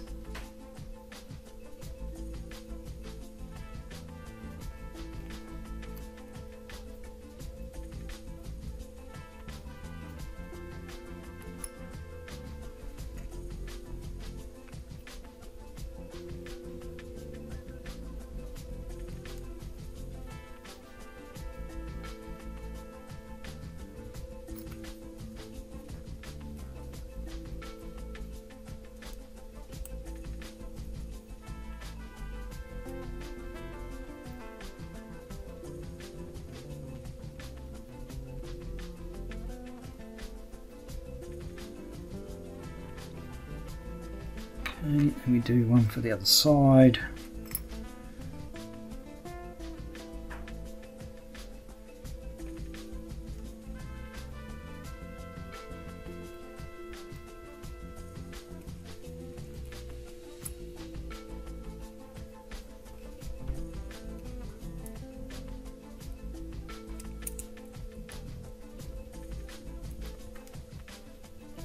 Okay. Take make this middle piece. What do I need? I need E.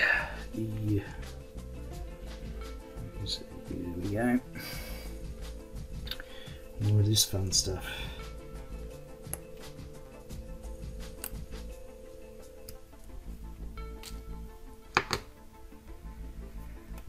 Okay.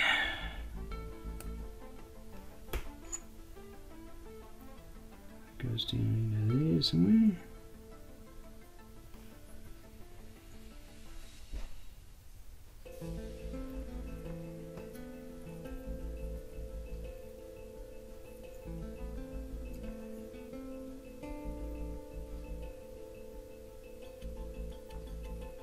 That's interesting. Okay. I would have thought it would have been easier doing it the other way. Let's try that. No, either way is going to be tricky. So there's a slot that this thing has to sit in on the back. And it has to bend into this other slot. I reckon that's it.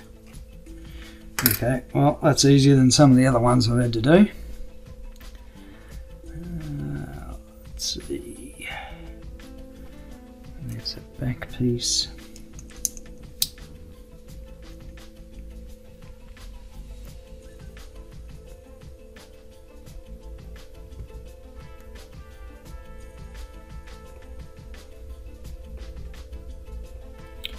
Wow, this is all getting very fancy.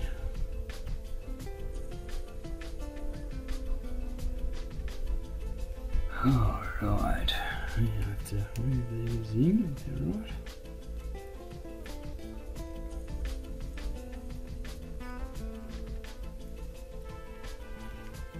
These in.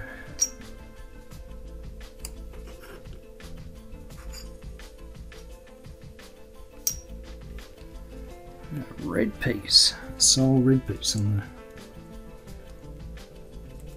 Okay, that goes there.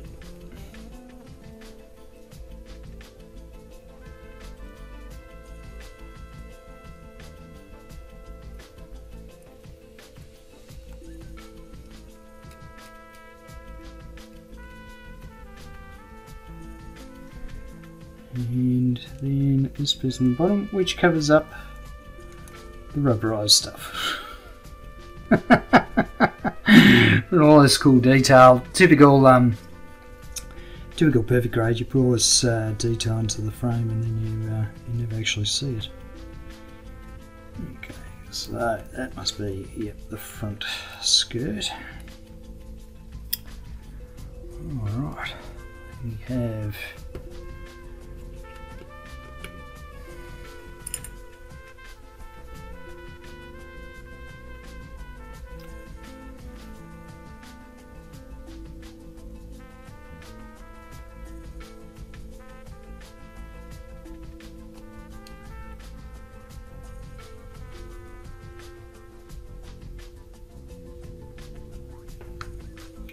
So we build two of these.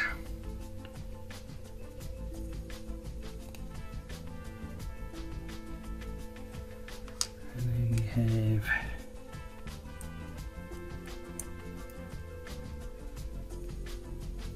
these things that go together, just in two halves. And then these slot in here.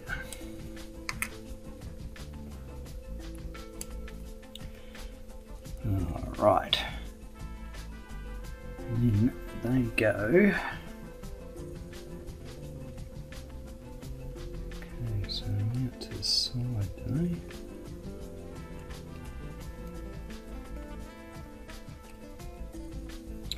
I don't feel as though they actually fit. Ooh, I reckon I've messed this up again. Yes, I have. Which can be a pain in the neck. Pain in the neck.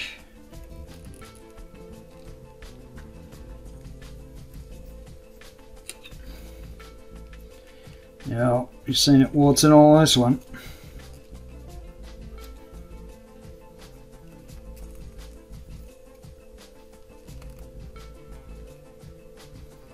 You know, with the master grades I've built, I've never got one just perfect straight out of the box.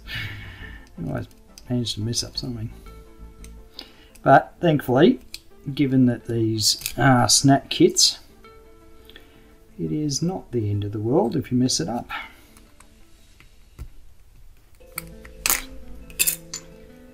Okay, so I reckon that actually needs to go on the other side.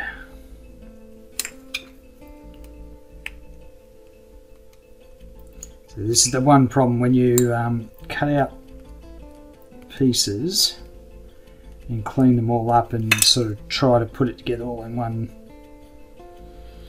hit, as opposed to cutting out the pieces as you go, is you lose track of the identity of those pieces.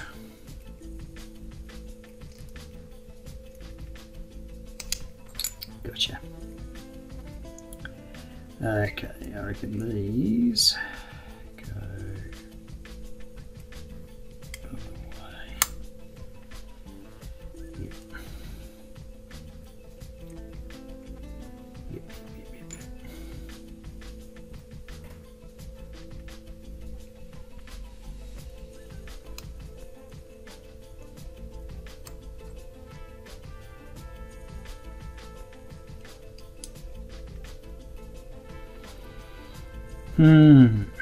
Right.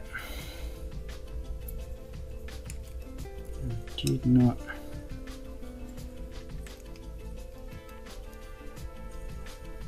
TFI. Anyway, hopefully that should do it. Yeah, it looks better. Alright, get that on there. Alright, now we can put these pieces on. So what are they sticking out like that? That's better.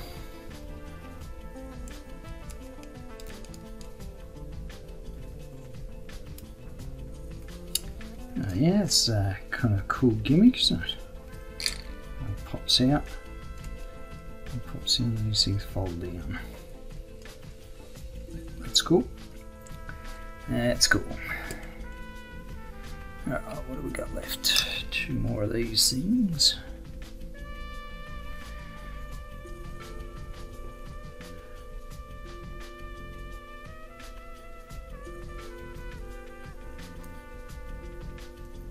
There's some poly caps that go into these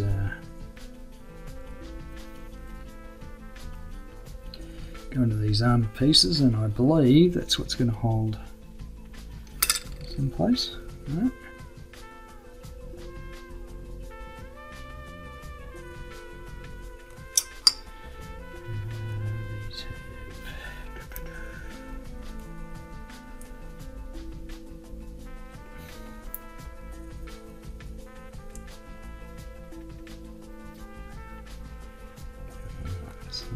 Snaps in there, I might as well do both of these at the same time.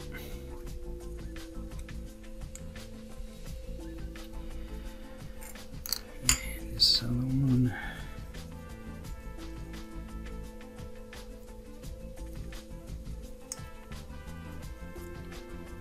Alright.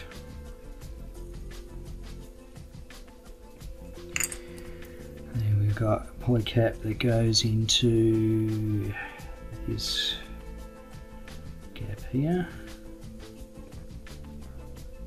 Make sure to push all the way in.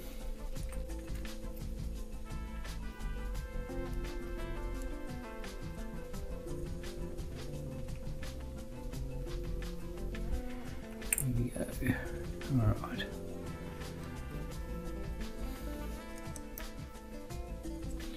Ah, I see. That's cool.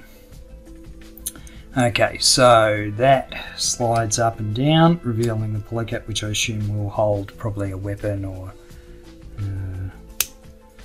yeah, I like that.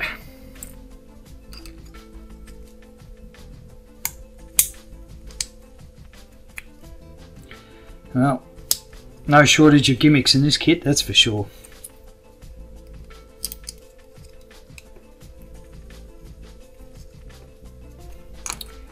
And look at that, I managed to not have any pieces left over this time. That's good. Alright, so I think we can attach the legs before we attach the side armour pieces, the side skirts. Before I do that,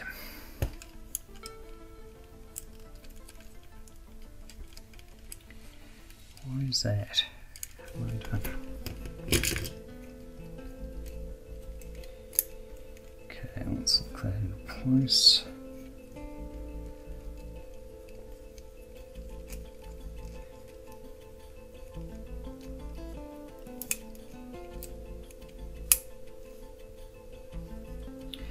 Alright. Ooh, this is going to be a tall one. Got lanky legs.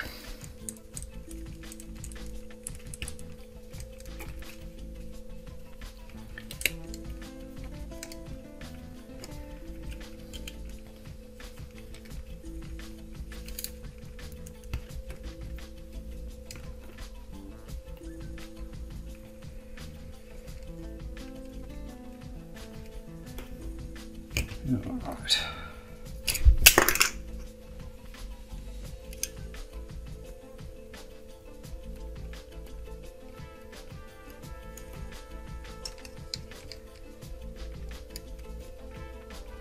Okay. Got certainly not the most extravagant waist of a Gundam.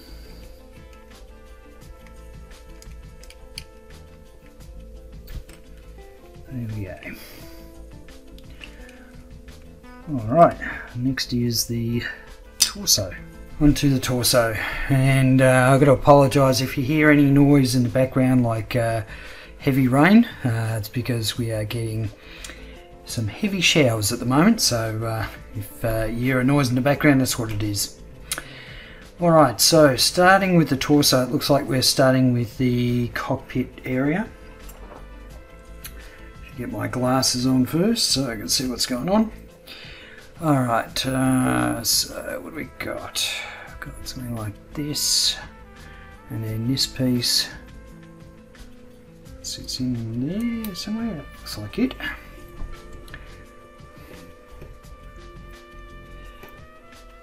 Okay, then we take this back piece.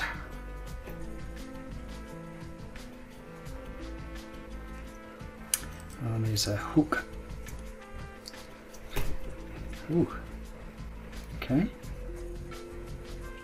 Let's go on there. Alright, yep, so there's a hook there, so I'm not quite sure what that's supposed to do. That goes on the hook, and then there's a front piece. Looks like that feeds into two tabs. Like that. And then we've got the pilot figure. Now, so looking at these figures, we've got the pilot, and then we get a standing figure, which is not uncommon for the perfect grade kits. But I'm not sure what scale the standing figure is supposed to be in, because they're a lot taller than the actual pilot figure, and I see that in basically all the perfect grades that I've built. So if anyone knows what's going on there, I'd love to know. But in this case, the pilot sits in his cockpit. Poor fella, he hasn't got a lot of room in there. Alright, get in there. And then that drops down into this.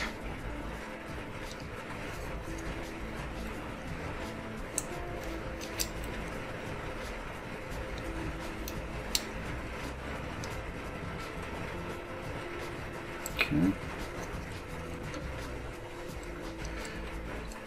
I think that's in. We'll soon find out if it's not. We take L36, and it looks like it's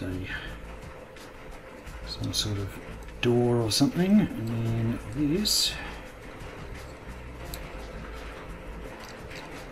slots in the back somehow. I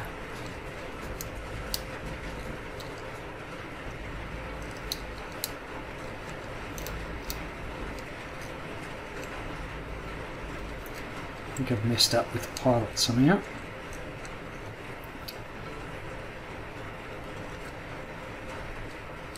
Alright, does it sit on the top of it like that? It's a bit unclear as to what is supposed to happen.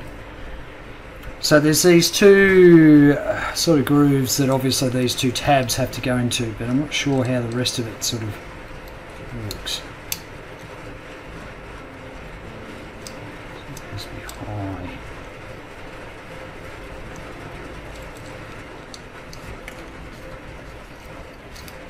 I wonder if it's going to be easier to take this out first.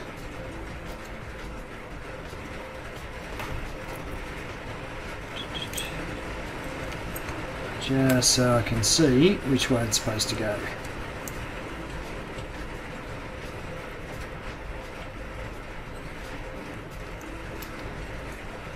There we go. But of course now I've done that,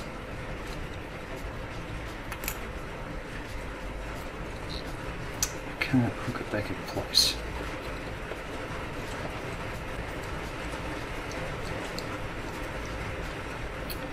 Alright.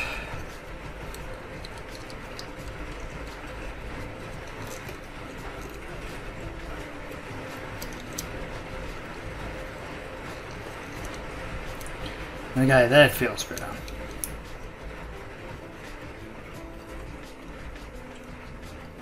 There's a little bit of movement in appears to be the lower chest. I'm not sure if it's supposed to actually move any more than what it does. Don't know. I guess we'll find out. Alright, we have this little sub-assembly. That doesn't feel particularly... Oh, I see. And then it slides all the way back. And there is a trapdoor.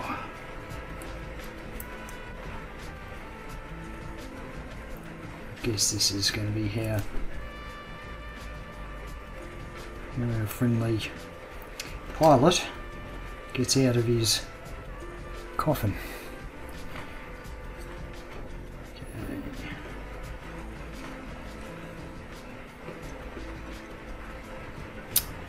Right, so that goes there, and then this piece locks onto the front. Alright, so I'm guessing what happens is this slides open, revealing a little trapdoor. And if it opens, it doesn't feel like it does.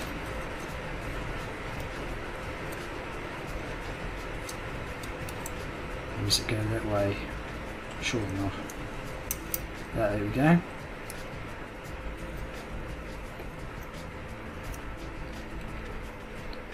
Trapdoor opens and you cannot even see the pilot down in there.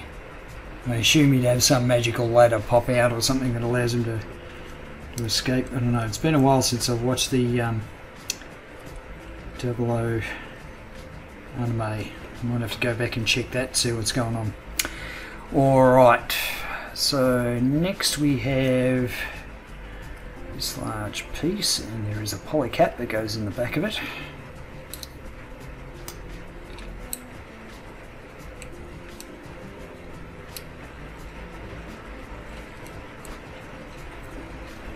Pretty snug fit. Alright, and then that.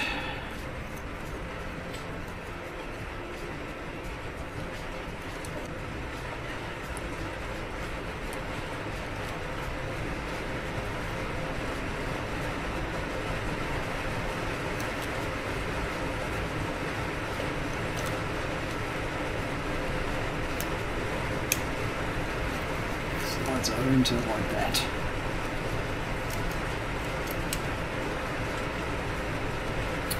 Okay, so it's all held in place. Where that rain is really coming down. I'm not sure if that's coming through on the microphone or not, but it is coming down. Alright, then we start on this little assembly, which I have no idea what its purpose will be, but I'm sure we will find out in time. So, make sure it's oriented the right way.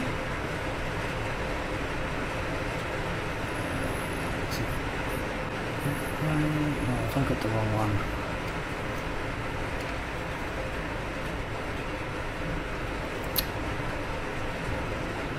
That's right. We've got this one. Okay, there's a little, tiny little tab. A bit hard to see, but tiny little tab on that peg, and it looks like you're supposed to kind of match it up.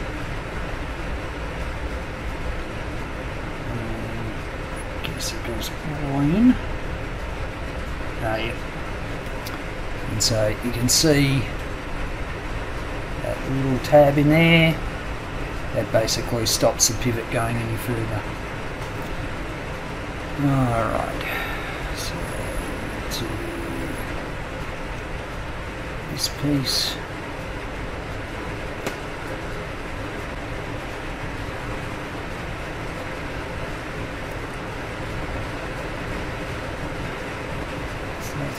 There. Okay, we need some of the rubber rainbow, as I'm going to start calling it now. I'm sure it has a proper name in canon.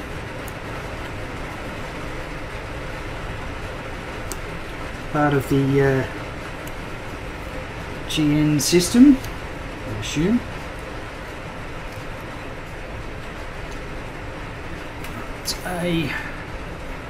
And it does have a little hole that needs to be poked out. Actually, I might cut that first.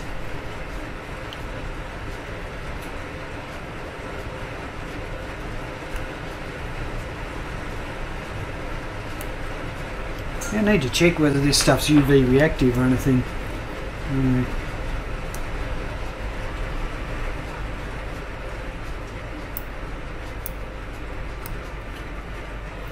No. Okay, so we've got this. Snaps onto here.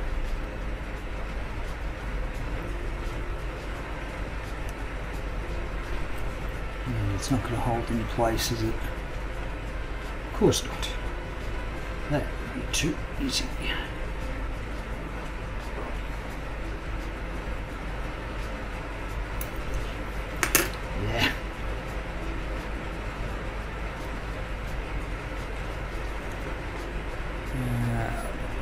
Let's see. So we need to get the other piece ready to go first. Okay, so we've got this piece goes next.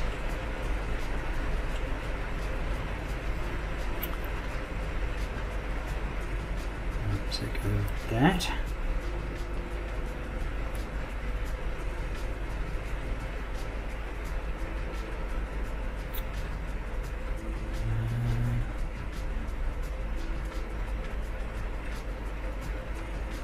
Doesn't actually feel right. I think that's it.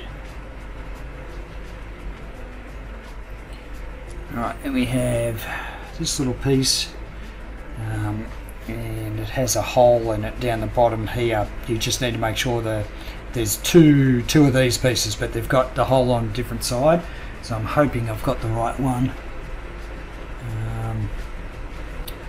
Okay, so curve going up. So this is a little poly cap that goes on here.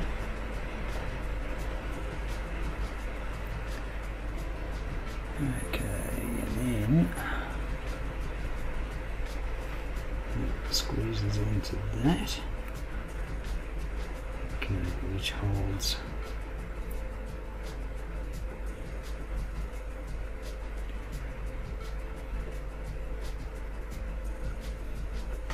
Okay, so that seems to hold it all in place. Looks right according to the picture. Yep.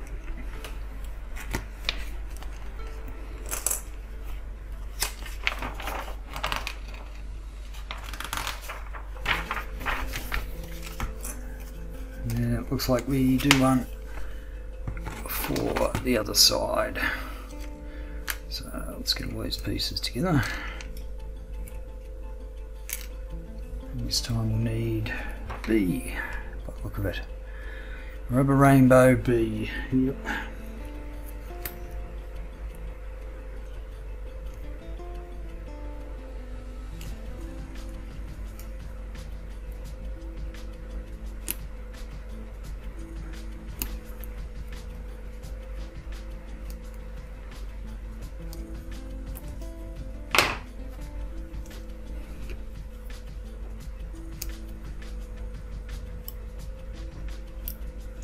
I don't expect too many people to actually watch this video, given that it is going to be incredibly long and probably for most of you pretty boring. So I fully expect that I'm not going to get a lot of views on this one, but it doesn't bother me. I kind of thought while I was building it up I might as well have a record of it, and so that's what I'm doing. Okay, there's this little tab.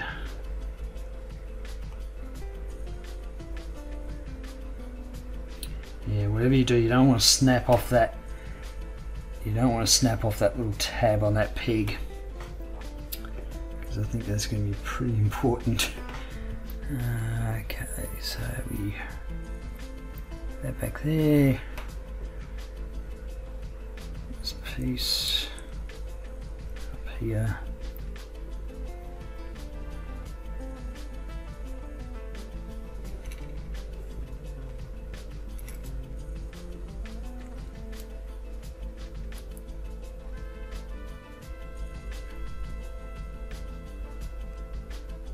There.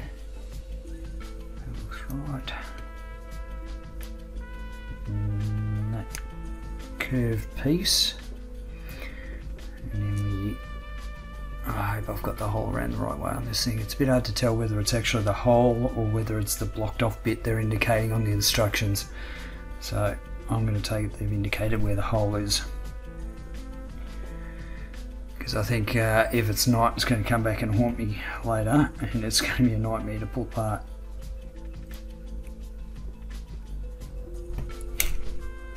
Okay, that's going to go on a lot more.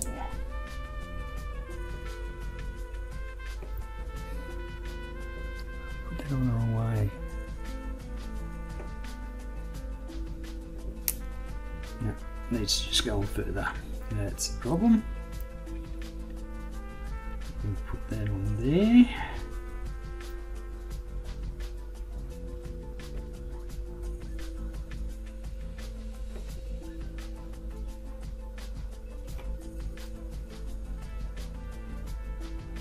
Okay, that one is quite different.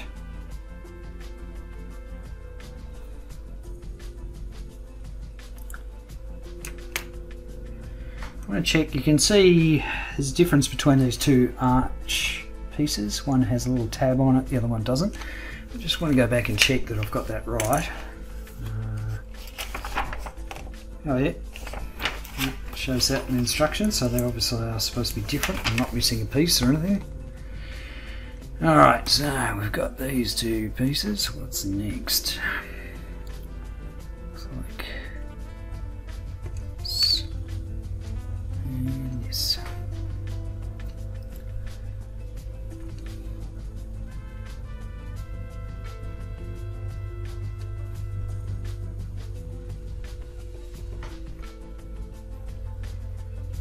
So we've got a polycap that is just sandwiched with two pieces, so that polycap can rotate. Let's see.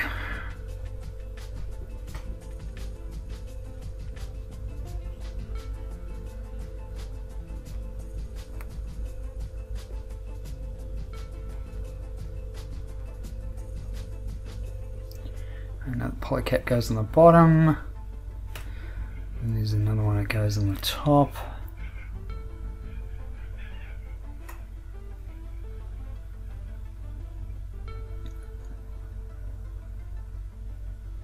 Oh no, that doesn't go on the top, goes on top of these pieces. There's a couple of sort of sub-assemblies all going on at the moment. Sandwich these two together, and then we have a polycap that just want to check the orientation because it's got a curve on it. So let's see, where are we? That way, and they want the curve going that way.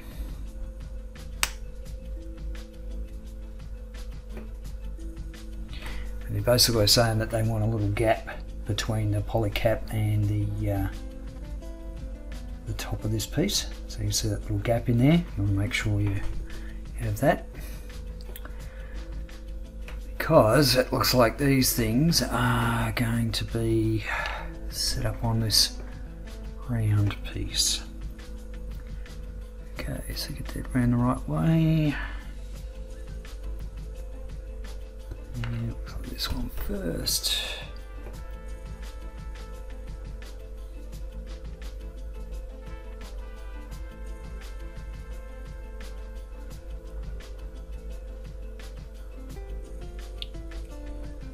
Okay, so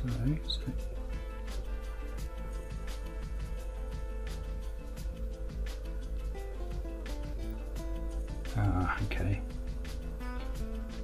That's the polycap. It doesn't feel right though. What am I missing? What am I missing?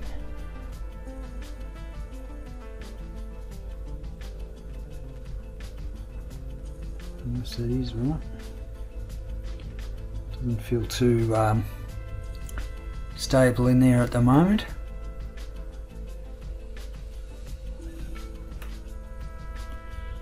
And this one.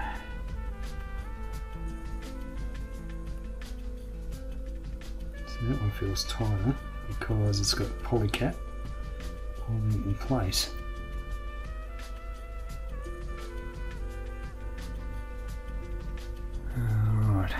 I guess time will tell when we get to putting this piece on.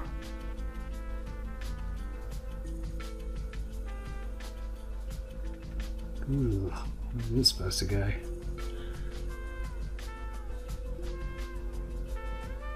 It's supposed to go in there.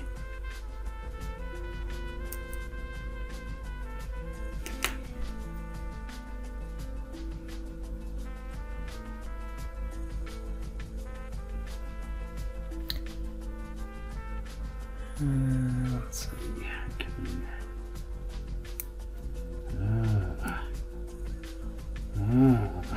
Okay, I'm getting somewhere.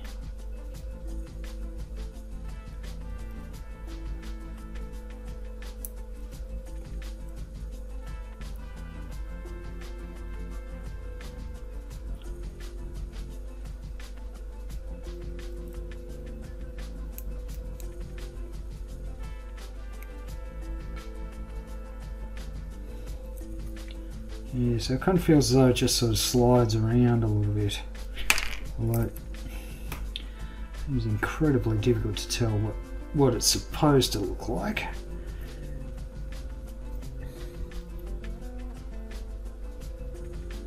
How far around does it go? Just a little bit.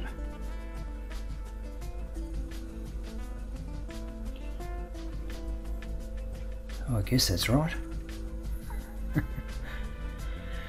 Okay, let's see what happens when we put this other one in.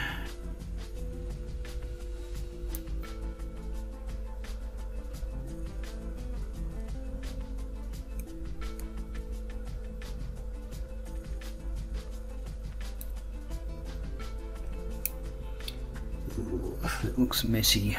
I'm just trying to work out. So the picture actually shows how far these things are supposed to overlap. So I think I'm right.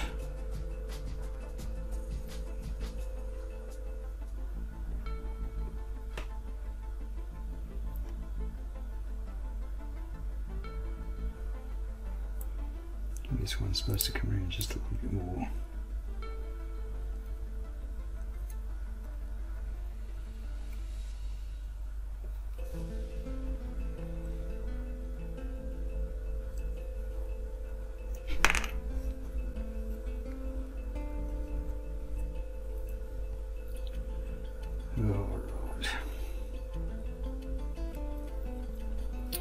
Okay, I think I have it.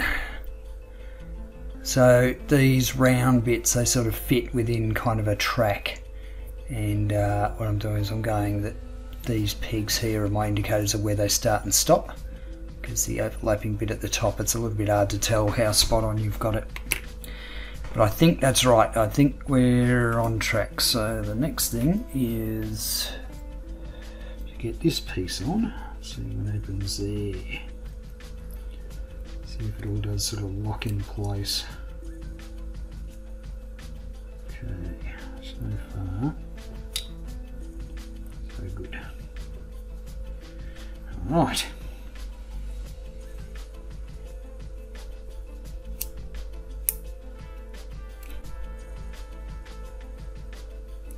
Yeah, you goose.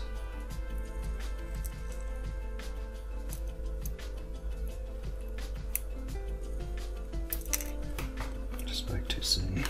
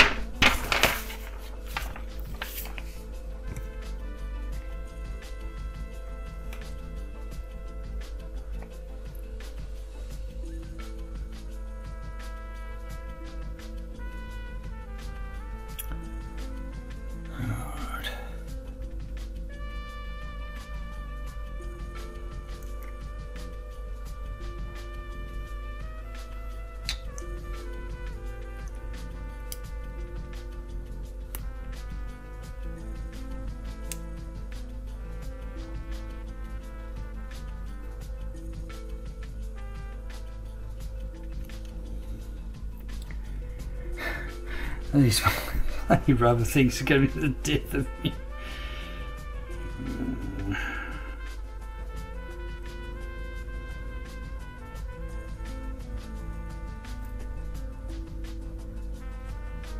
Alright, stay in there.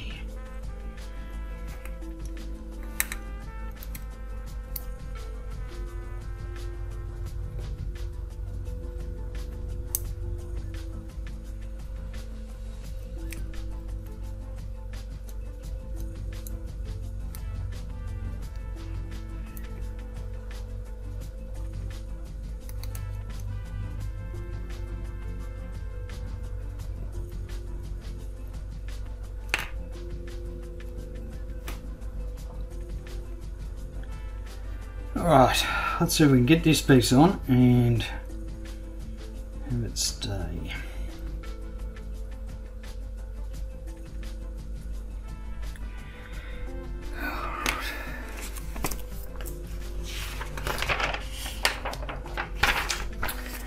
I must say that this perfect grade is a little bit fiddlier than others I've built.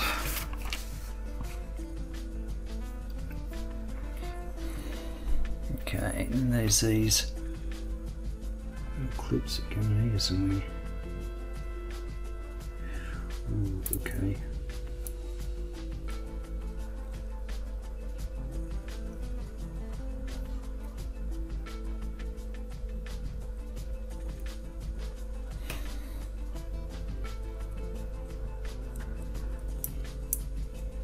Not sure how well they're going to hold in place, to be perfectly honest.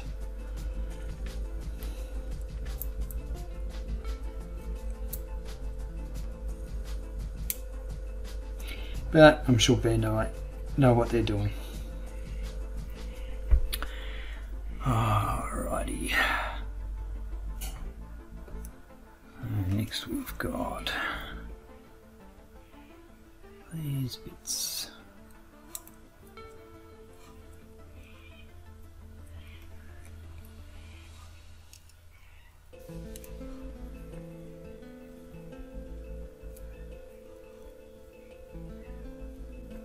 It does look pretty cool, just from a sort of inner frame perspective. It's like an interesting sort of design.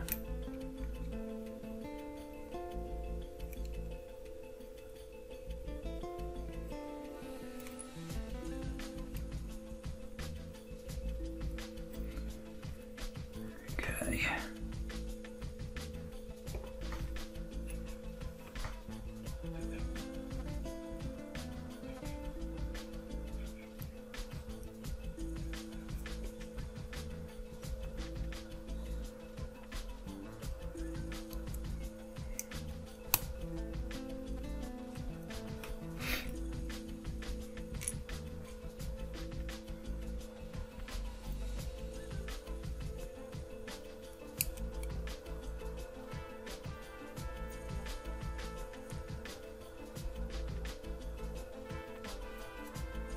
So it's basically all those bits being sandwiched in to sort of hold it all together by the look of it.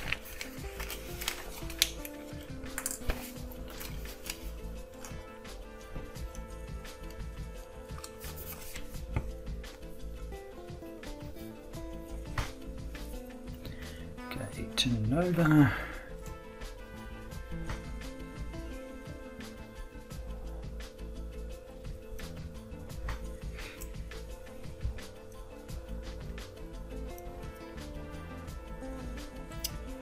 This thing's going to be right for detailing, that's for sure. Detail painting, I should say. Let's turn back around. This piece.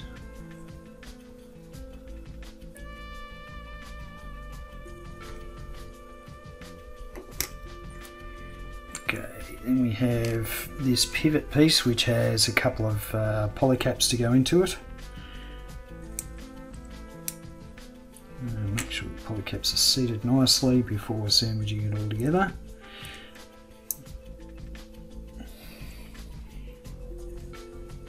Alright, and these go on the side here. Make sure I get the orientation around the right way.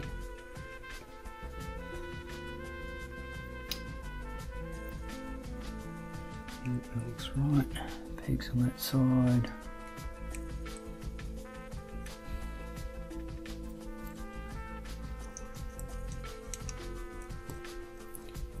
Right.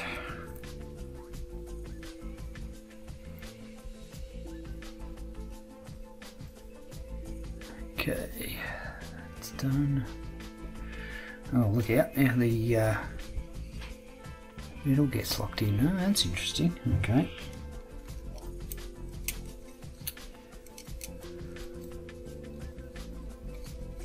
I guess that means that's how it's ejected from the chest of the body, allowing the pilot to escape.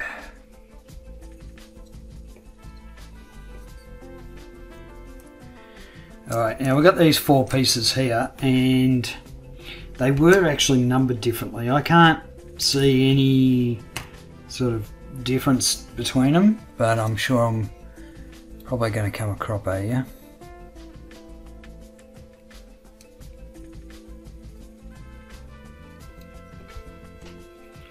They don't, yeah, they don't have any sort of visible difference. They do have different numbers, so I don't know.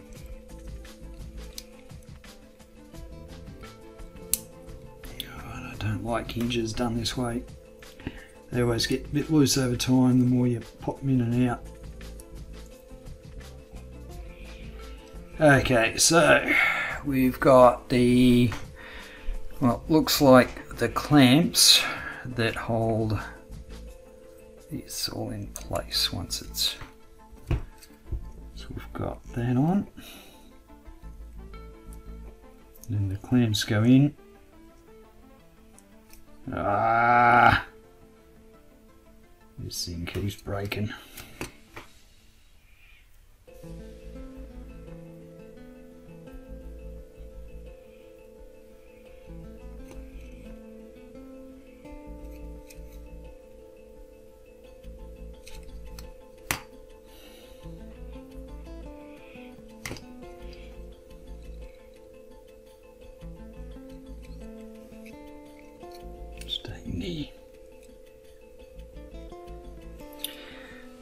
Alright, well that's kind of cool. We've got these little clamps that, yeah, I guess hold the thing in place.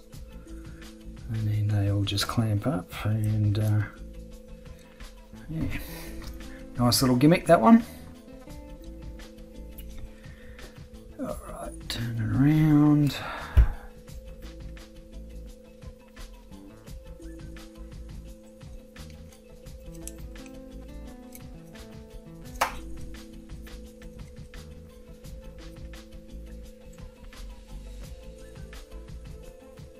Alright, I want to make sure we've got this top neck piece in the right direction.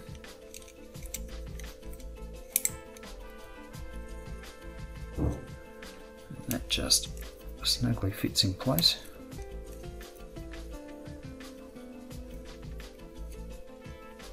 There we go.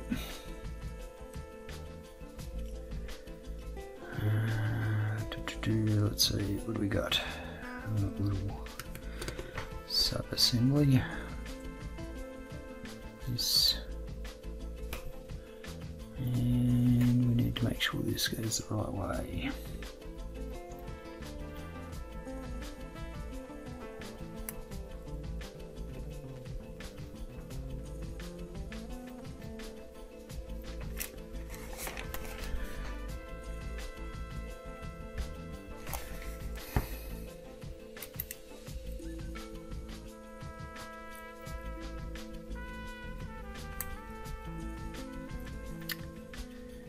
Okay, and then we've got this slides on, blue armour piece, and then two of these. I think they go there, is that right? Yep.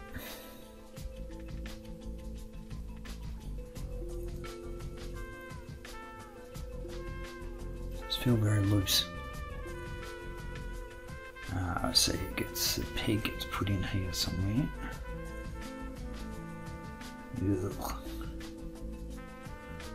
Still go up under there, does it? God, how's that going to work?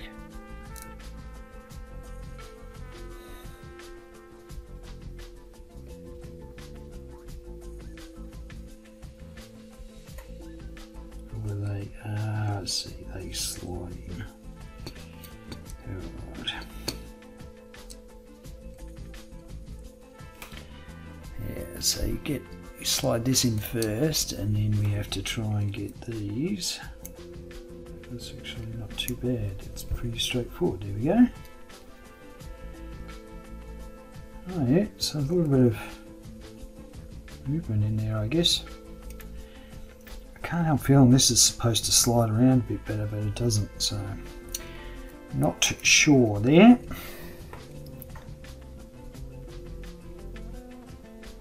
Alright, we have this piece.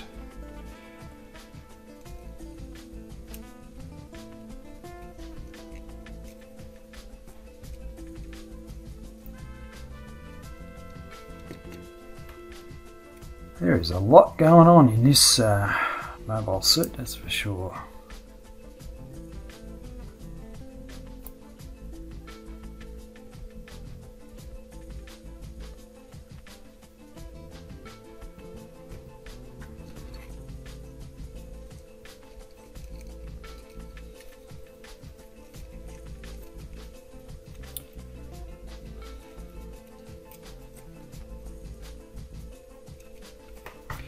Oh boy, that's all kind of musical chairs in there madness. What's going on? Yikes.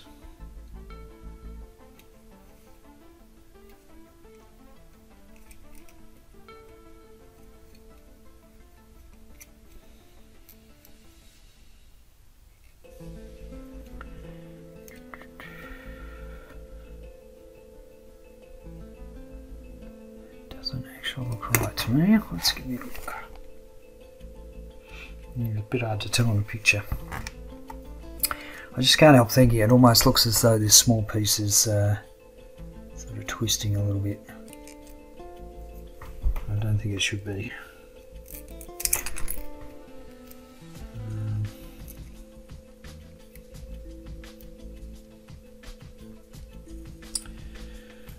Yes.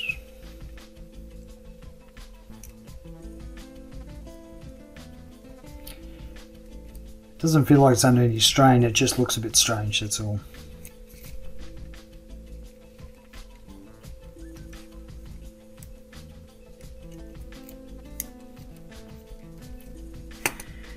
Alrighty.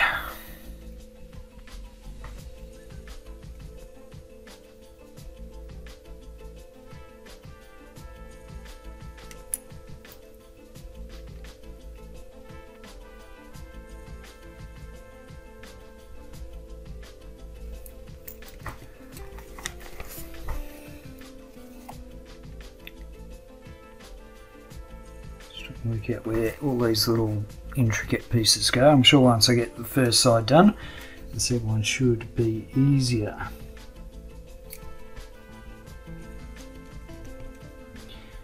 I haven't been told to. I'm just trying to work out. I've still got these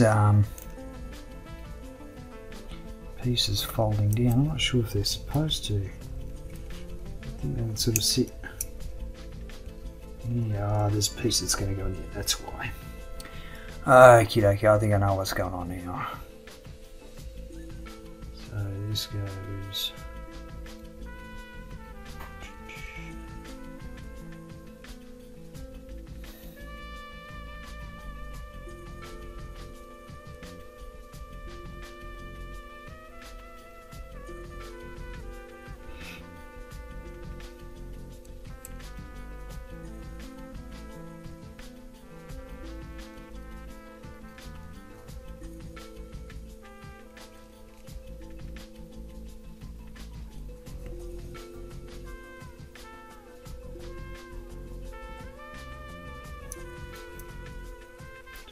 across both.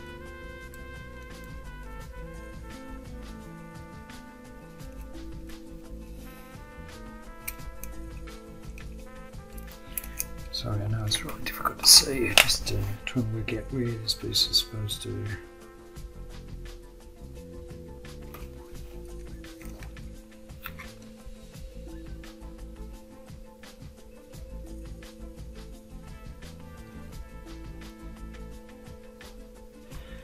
Okay.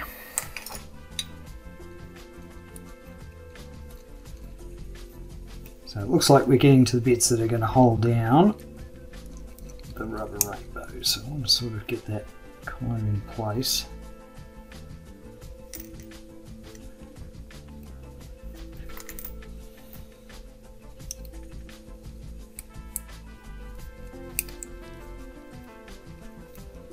Oh boy, this is fiddly.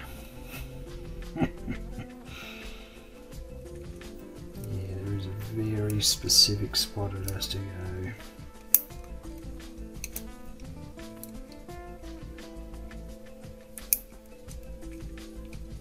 There we go. Alright. So that little piece sort of starts holding that rubberized effect part in. Alright, and then this bit should hold it in even more.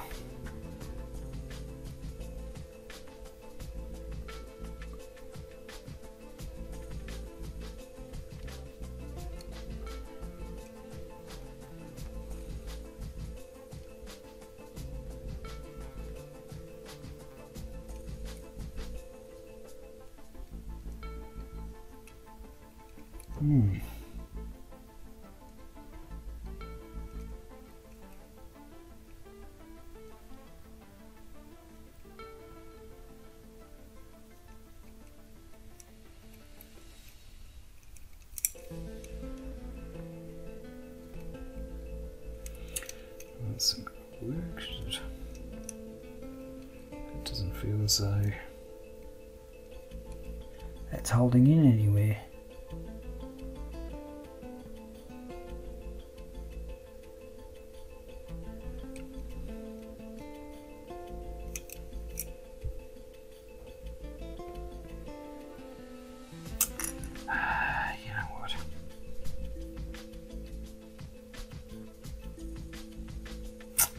You know what?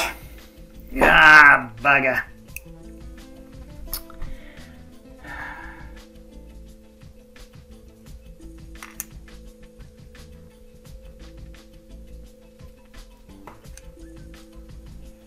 I've got something around the wrong way. And it looks like it's this piece in here. I'm supposed to be able to slide this little peg into that hole. It's supposed to sit in there. And it doesn't, which means I've screwed up somewhere and I don't know where. I really don't want to take this apart again.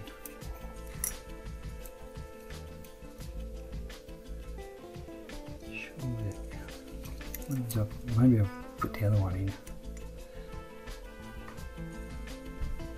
That's not going to work, is it?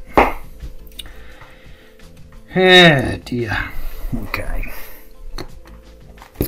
Let's see if there's any other pictures here. Yeah, looks like I've definitely screwed up somewhere. Alright, I'm going to just pause it there and pull this apart, and then I can show you where I've gone wrong. Okay, don't make an amateur mistake like I did. So when you're putting on these clear rubber pieces, the effect pieces, you want to make sure that the hole matches up with the hole on this curved piece. That was what was causing me the grief. So I'm going to go back and get up to where I was before, and yeah, but just for those of you, if you come across when you're working this, especially if you do it like me where I clip out all the pieces first, would have been a lot easier if I did it as I go, but anyway, live and learn. Okay, we're back up to where we were before, and yeah, this piece just locks in now. So this tiny little bit of rubberized rainbow you can see, and it's caused a hell of a lot of drama. Well, alright, so now we have this piece, G20, and there is another bit of rubberized rainbow. We want K by the look of it.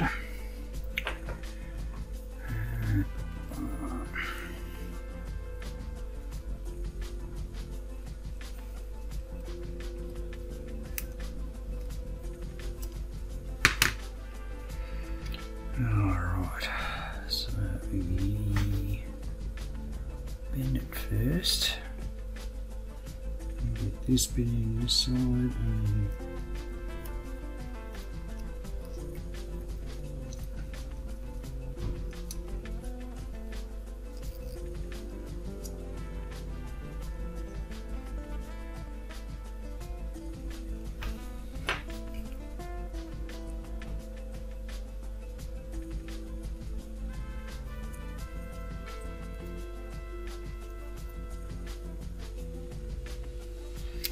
okay, so I think that's how it's supposed to look. And where's this tap into?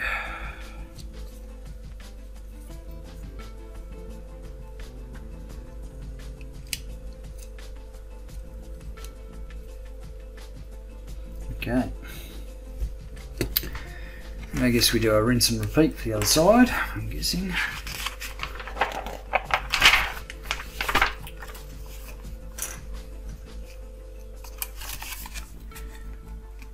Alright, let's see if we can do this one without screwing it up.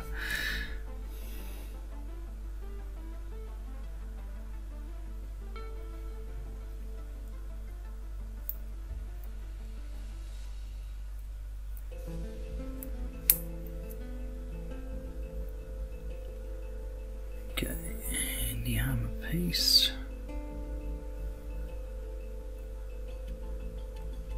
goes on there. And we have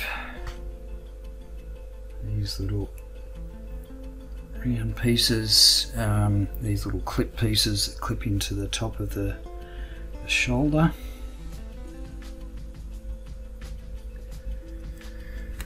And then we repeat over this side. So we slot this in.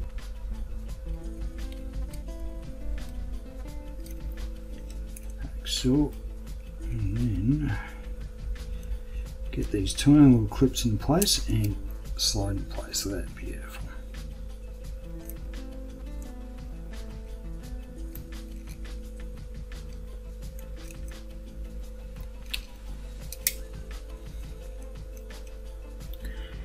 Alright, next this little piece.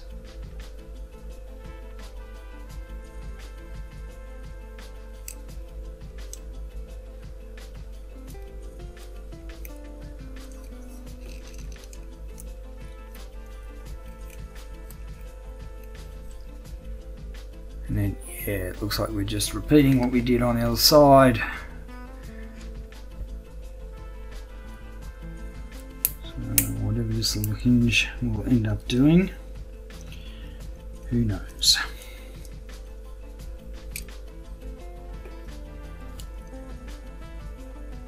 Right, let's see. Okay.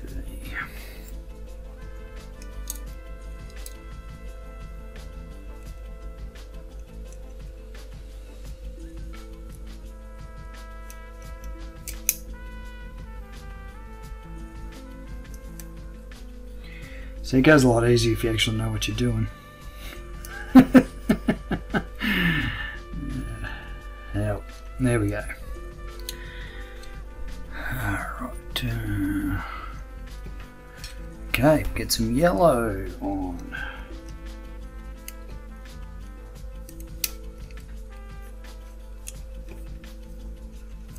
Nice splash of colour after all that dark grey.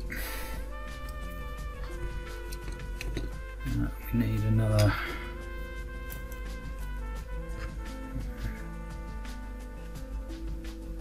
okay.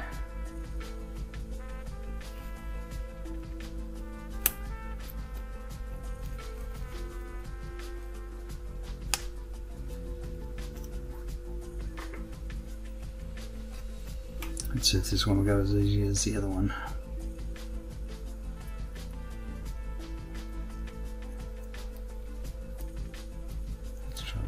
First.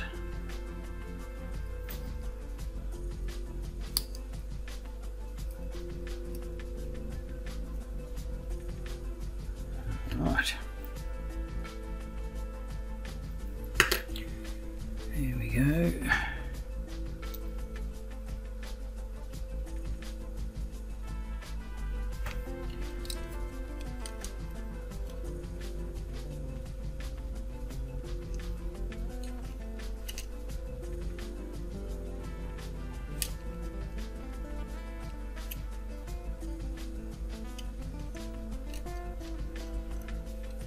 In.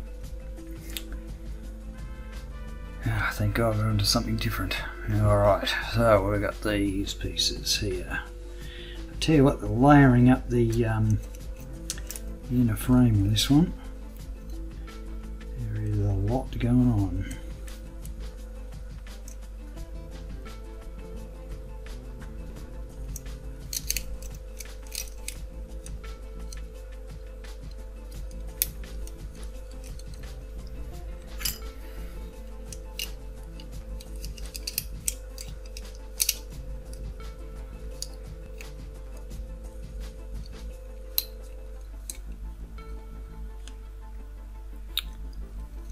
The problem with these particular sorts of pieces is you can't actually see where the pegs are, where they're supposed to go.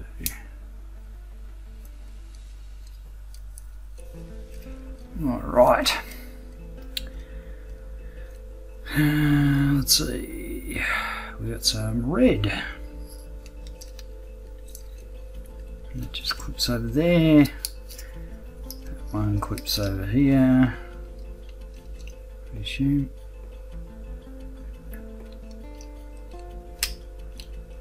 Yep. Okay, and we've got a big wide back piece.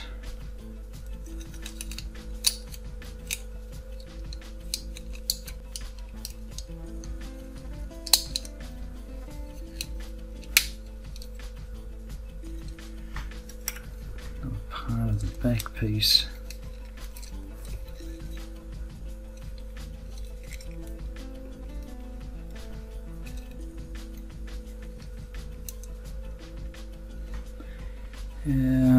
Alright, let's see what we got here. We've got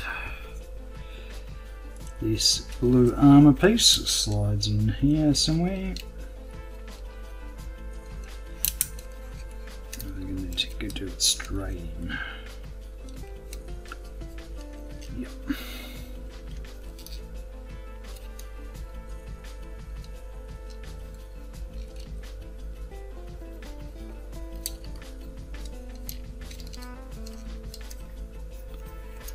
And same for the other side.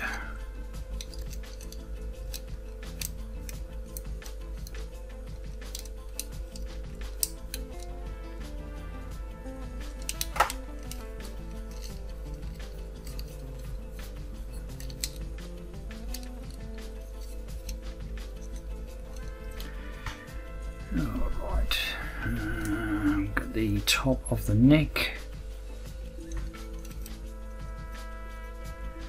Ready for the head.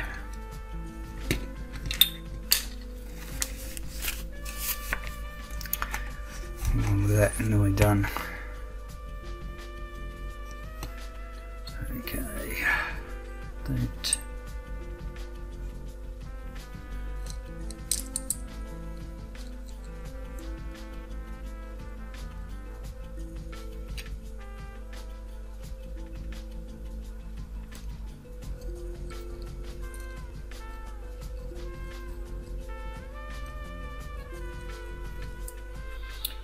Okay, so we've got the chest vent.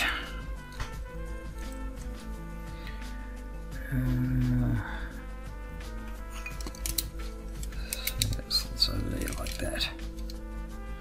Okay, cool.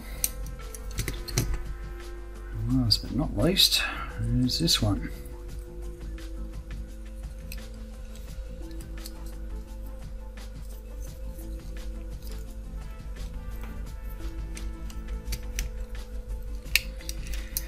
And it looks like we have a torso. So let's attach it to the waist.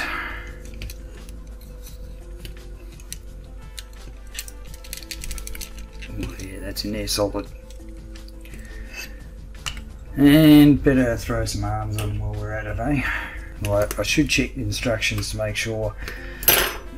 Probably some other shoulder armor pieces that need to slide on before the arms go on. Let's see. Yes, there are. There's these shoulder pieces. I have to slide over the peg before we attach the arms, so I might leave that till later. Up to the shoulders and the parts that make up the backpack. So the shoulders seem like they're reasonably simplistic compared to some of the other, you know, mecha designs out there. There's only sort of, I think, 6 parts or something.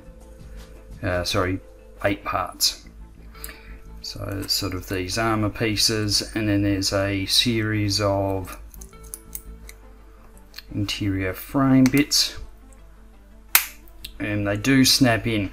Now I don't know if I'm ever going to be able to get that out again. So it'll be interesting to see. Oh, I'm getting some flickering again. Hang on.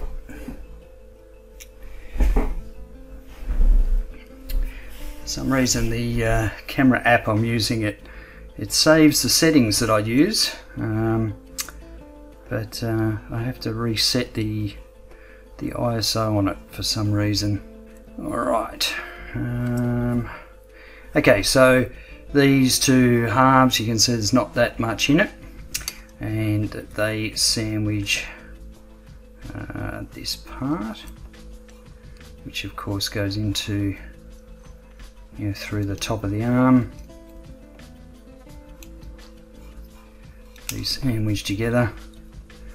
Now when I get around to painting, I think I'll probably end up fixing this seam. It's kind of a bit unsightly, I reckon.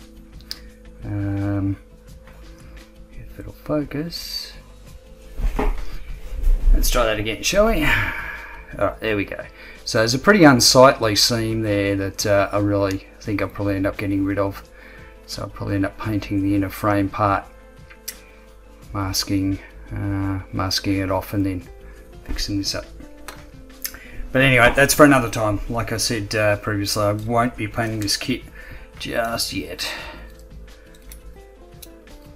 And in fact, I've got a number of perfect grades sitting there that the boxes are sort of taking up space, so I kind of need to build them at least and get them, you know, at least then I can store them on a shelf and get rid of the boxes. Okay, so top piece goes on, and that's basically the extent of the shoulder. So I've got both the shoulder units done. That's all good. And then next we get on to one of the kind of components that holds one of the gen drive units. Now this piece here, this round piece, has a very specific way it needs to go in here, and it sort of snaps into place, and it's not a super tough snap, but there's a bit of rotational movement there, so you've just got to watch out the orientation you put it in. So it goes there, and there's this piece. There we go, it should snap into place. It's actually a nice little bit of detail there. You know, good opportunity to sort of, because it's a separate piece, you can paint that a different colour. And that's the thing, when I'm assembling these kits, I always sort of look at, you know, what sort of opportunities do I have for mixing up the colour palette, or, you know, bits can I sort of worth detailing up, what parts are not worth painting at all. Because quite often in these perfect grade kits, a lot of the inner frame you probably don't want to paint because you never see it, and as soon as you paint it, because the tolerances are so fine in these Bandai kits, sometimes painting it can actually be problematic. Okay. Now this bit here has a little sliding gimmick, so I believe that will be something to do with the gen drive unit. I guess we'll find out soon enough. Okay, so I'm going to take this little armour piece here which snaps on the top, and flip it around. This bit slides here, and then we've got a couple of armour pieces, some internal frame detail. It snaps in there, and that will sandwich this in place.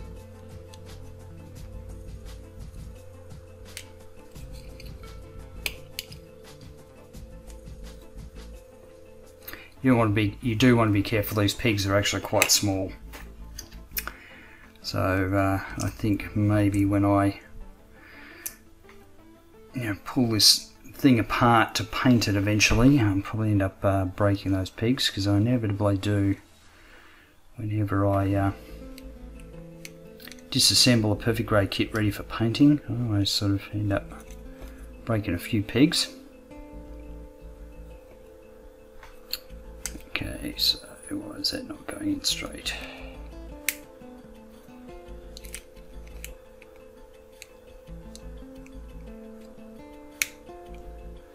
There we go. Oh no, I see. So this slidey piece, it rotates on the top of the shoulder, so that's what that is. That's cool. Alright, then we have the kind of arm that holds it all in place. What we got here? This piece, this little rotational piece. We want to make sure we get that around the right way. And then another piece to clamp it together.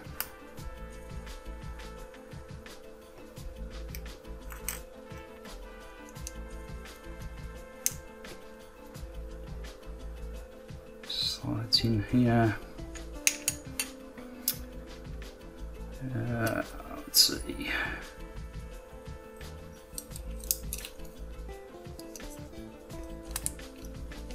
Slides on there. Sandwich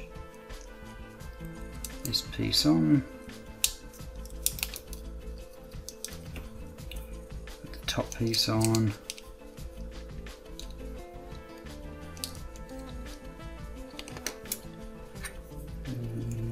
Got another armour piece that slides on there.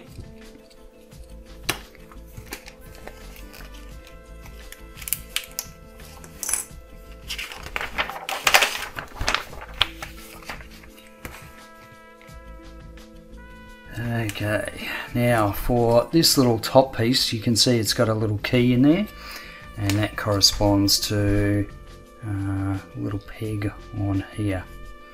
So you need to make sure you line that up before turning it.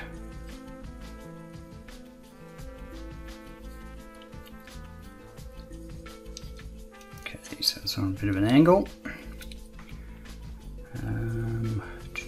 And then we turn it around this way. Alright, so we have two of these things, and this is eventually where the GN drive, the light units will go in, which I think, I don't know whether I'll end up sort of gutting them and lighting them so they don't run on a battery. We'll see. Alright, so with the backpack we've got two pieces, rotational joints, and they need some poly caps before they go into place. Let's see. Okay, and they do indicate on the instructions that they need to go a very specific way. So I want to make sure I've got that right.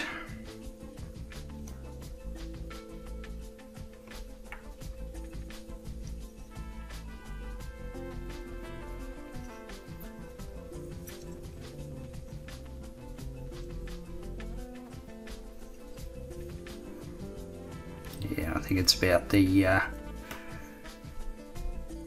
putting a limit on how far this can actually turn, so there's like a little stop there. And the one goes on the other side.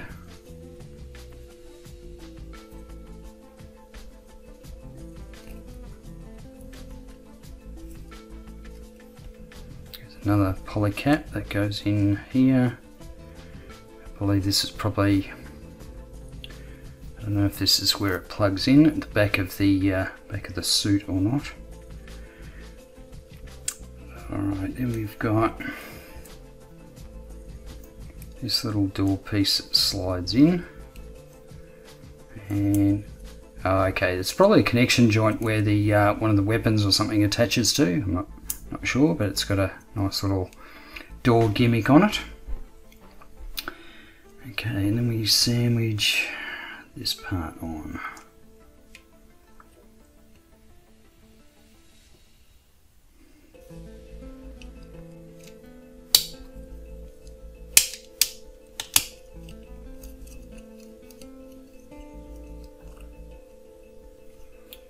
Okay, so that sandwiches everything together.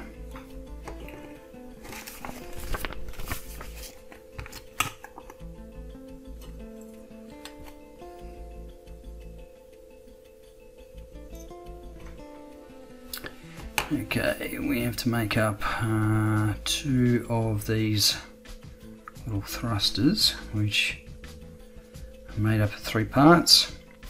So you've got a polycap, bit of a cone, and then the actual thruster itself. Just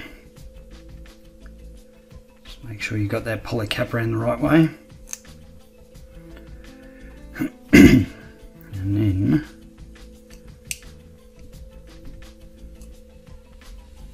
just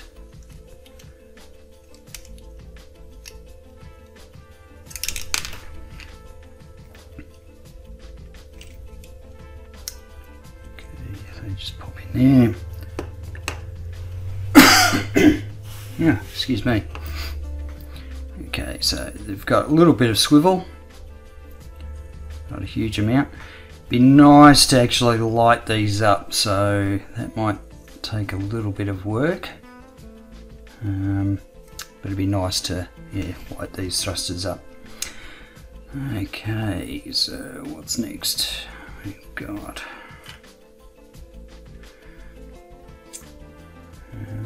make sure I've got this around the right way. Let's that way, I think. Yep. Okay, yeah, that'll be where it slots in on the back. And then this armour piece goes at the top. Okay. Alright. So this little door, we need to actually make sure it's open.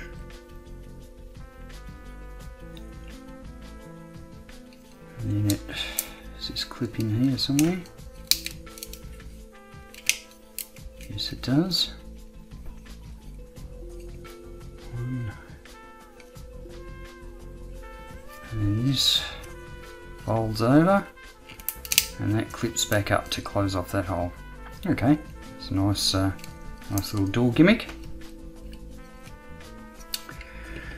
Alright, next thing we are looking at these units. So these are the GN drive units, and these are basically fancy LED LED units specifically for this kit. So it's nice they come in a separate little box.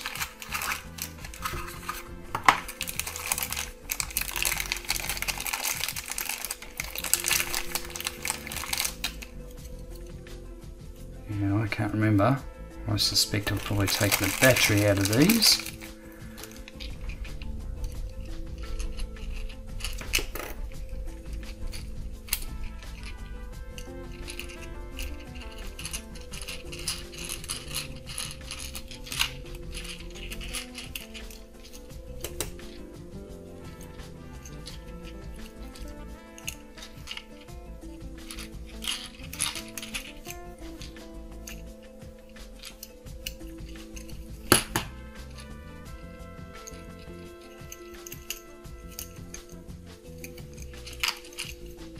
And that rattle you can hear is just the other bits that are in the end of this screwdriver, so I apologise for that racket. Okay, what's going on here?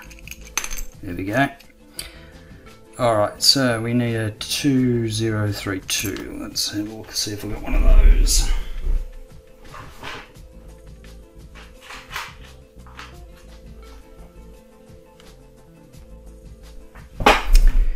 Okay, we are in luck. So we want the negative on that side. We're just going to check to make sure. Here we go. Here's a little turning and the light there. Pretty cool gimmick. Gen drive spinning up.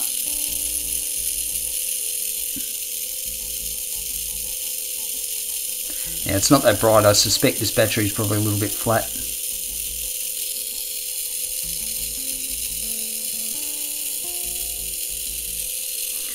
I'm not sure how we turn it off actually, is it? Oh yeah, just push the button again and it slowly winds down.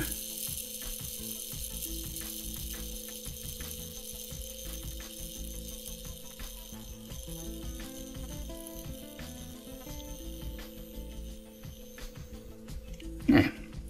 Alright, so at least you've seen how it sort of looks. Depending on how we go, I may end up trying to hardwire it yeah, when I get around to painting it. But for the meantime, and I will say, if you've got this kit, one thing you want to do is, I believe, if I remember rightly, it comes with batteries installed. Or you just want to check if it does, because you really don't want to leave batteries in there. You shouldn't leave batteries in any you know, tool, device, light, whatever, because there is a potential for the battery to corrode and mess the electronics up. Now, that gen drive unit, so let's have a look at.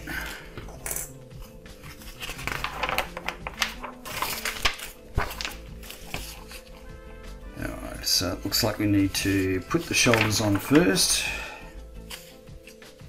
So I'm going to have to stand this up for this particular purpose.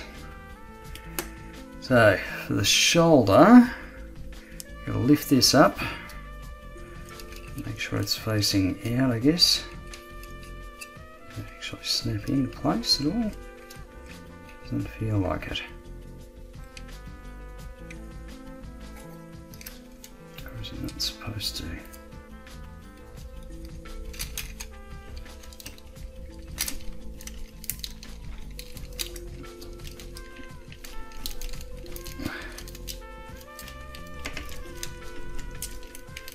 Oh, I see. So actually that holds it in place. Alright, so just be mindful, this is a very stiff joint, okay, which is not such a bad thing, but it's actually, that's what holds the shoulder plate in place. So I was thinking the shoulder plate sort of needs to, you know, be pushed in hard because it's quite loose, just flapping around there.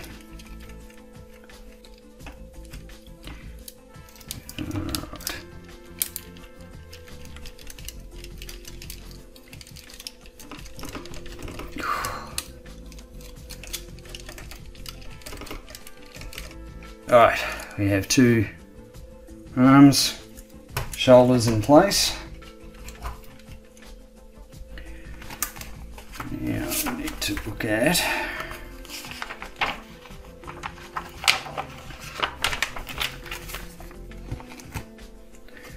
okay, so for the backpack we now take these pieces, they slot on there. Here we go, nice positive connection.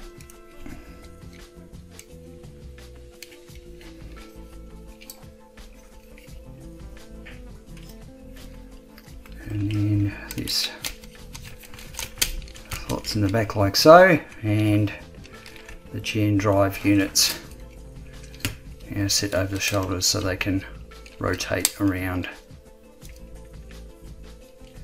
Alright, there's an additional piece that we have to put on the gen drive units before we actually put them on the shoulders. Okay, they've got tiny little pins. It looks like there is a left and right. Okay. Alright, maybe not. Maybe we just set it around the way.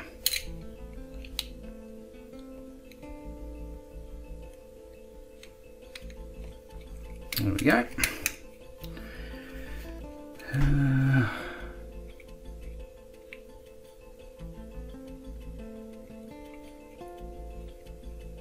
then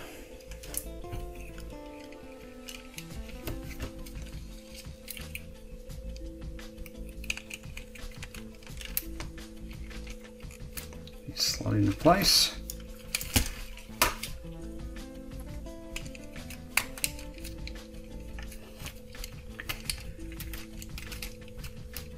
And they can actually rotate a little bit in there, but you get an idea of what's going on.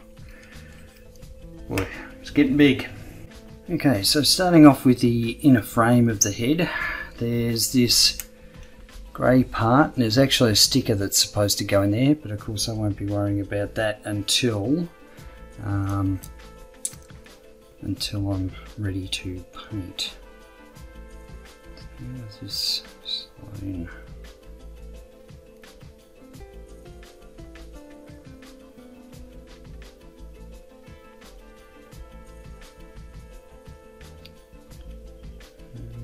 Which way does it go?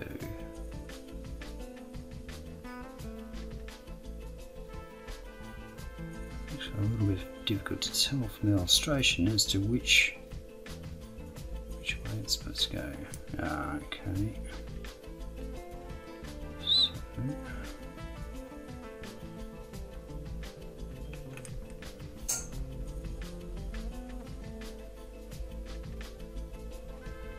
goes in that way.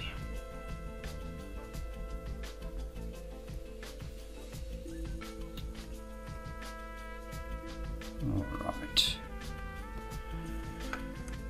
then we have this little piece that is sandwiched between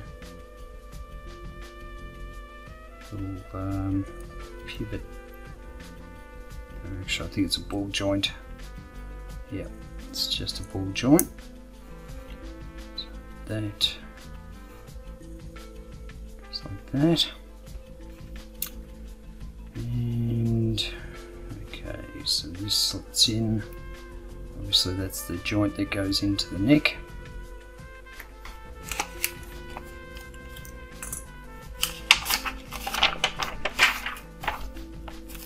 Now before, when I was saying about the batteries in the GN units, I was in the GN drives, I was actually wrong. They come in separate bags, but just keep an eye on them. Okay, so we need to sandwich this piece on.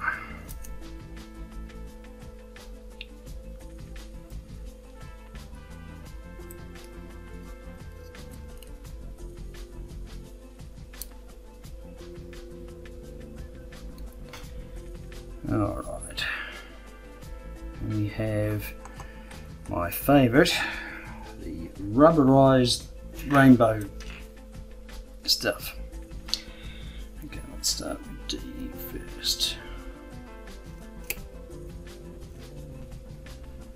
I think this is the last of it. Okay, so we might bend it a little bit. And that's supposed to go into that slot, I assume.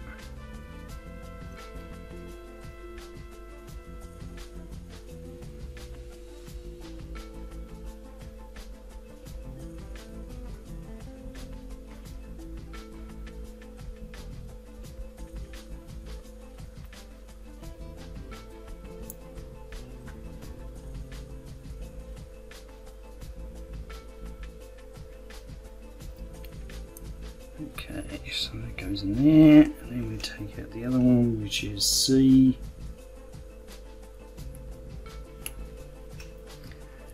And again, I'm going to hang on to this stuff. It'll go into the bits box because you never know, there might be a time where I can actually use it in another project.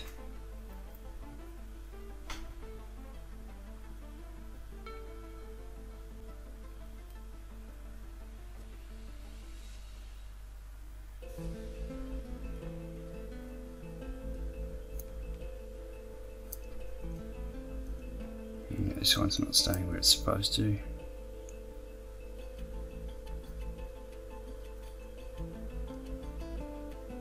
Alright. I think that's right. Looks a little bit odd. Okay, so we have this piece. Oh, right, first we have to put on the first of the V-fins.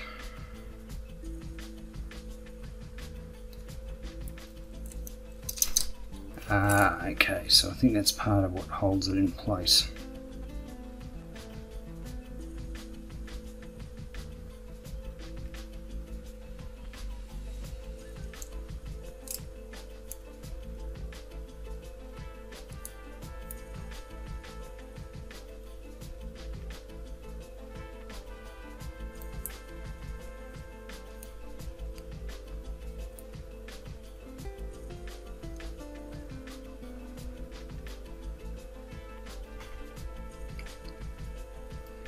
Okay, and then we get this piece goes on the top here somewhere.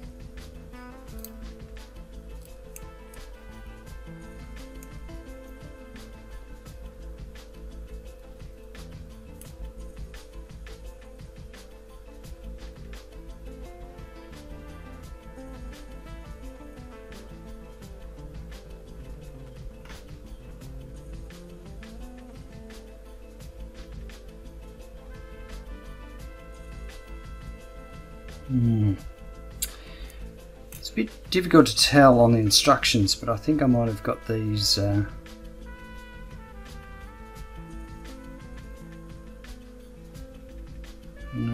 trying to work out whether I got these rainbow pieces around the wrong way.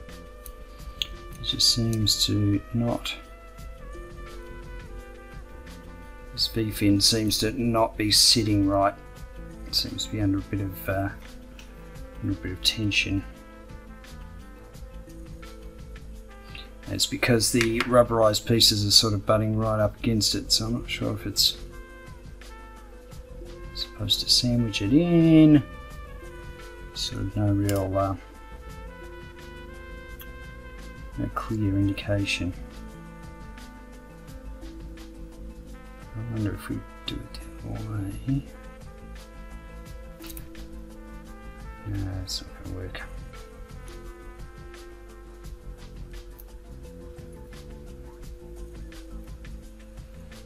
Yeah, should have left it. Should have left it. I guess we'll soon find out when it all goes horribly pear-shaped and it all springs apart. I gotta say, the heads on perfect grades always tend to give me a bit of grief. They tend to be quite fiddly.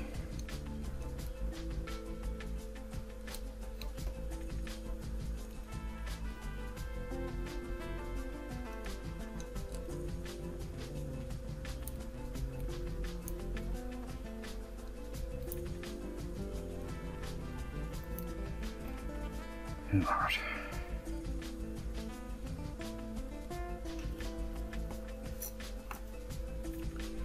Okay, then we have the face plate.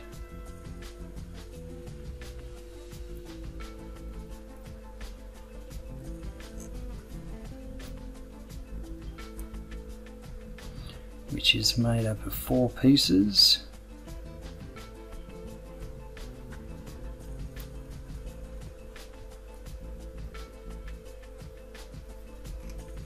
And of course for the eyes there are stickers that need to go on it.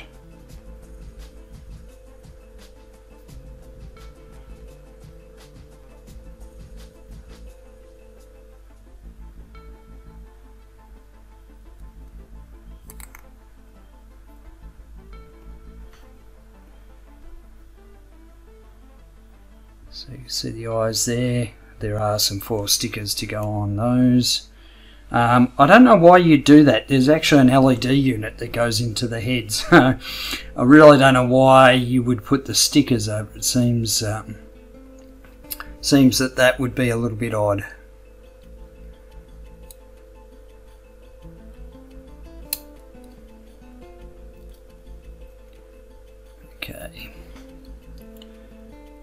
held in place.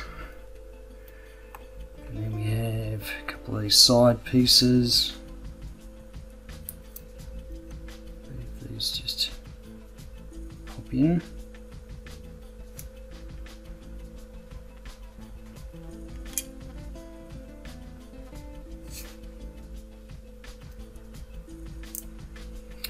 I'm assuming the LED unit should have at least some light pop out of these sides here. Okay, so these go onto the side, like so.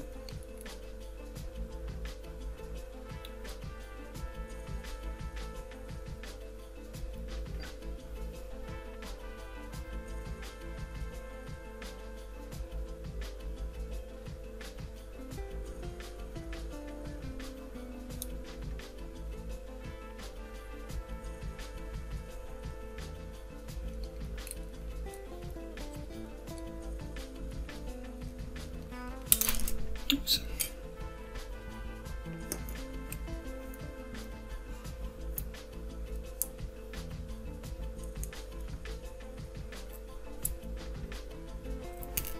Ah, the joys of fiddly little pieces. That, when you get them all together, they make something very cool. There we go, that's what I'm after. Alright, so that's what we've got so far.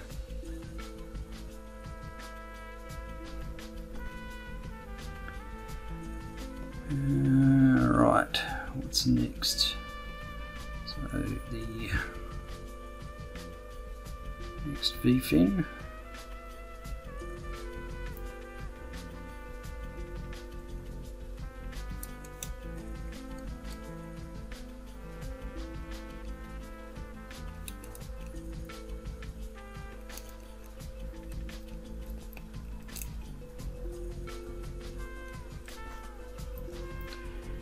And then a clear red piece to go over the top.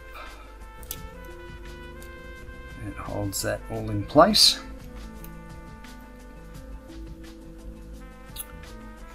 And then we have his ears, which are made up of a couple of these pieces. I want to make sure I've got them around the right way. Yep, that looks right.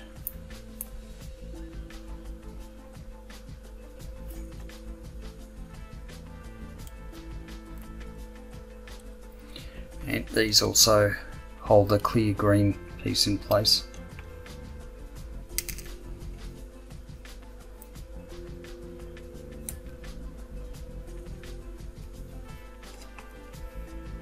Alright.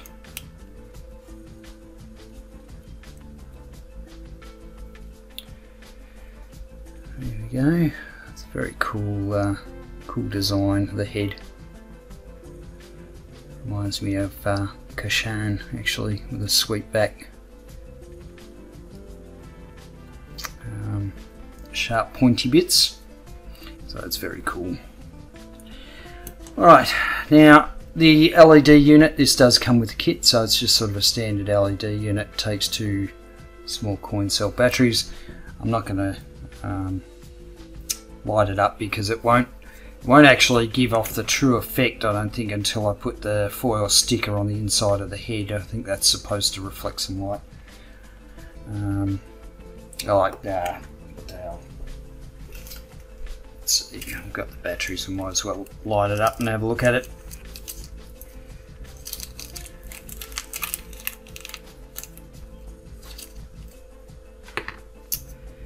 Alright. So we've got negative on the bottom.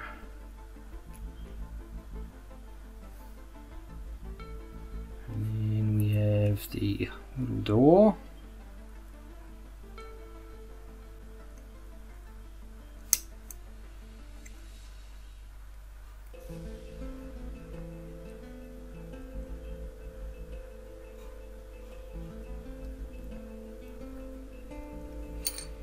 And a tiny screw to hold it in place.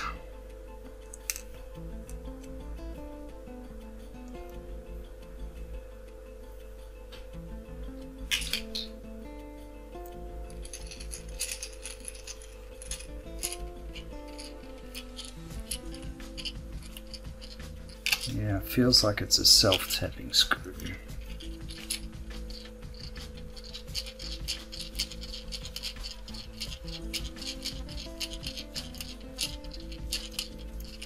Alright, let's check this out and see what... Ooh, that's a bit shaky. Oh, it's supposed to blink. No, it's not supposed to blink like that. But it could be the batteries are a bit...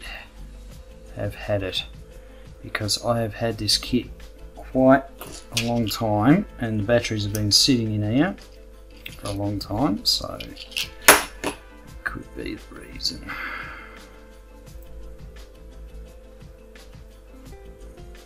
Alright. So now we take this and let's see which way do we have it, that way. And this part, there's some stickers that go on it, this clear piece.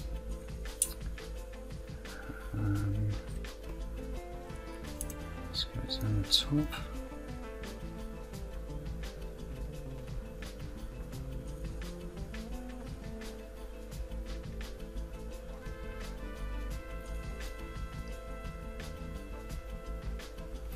Before I put that in, I will do the back of the head piece.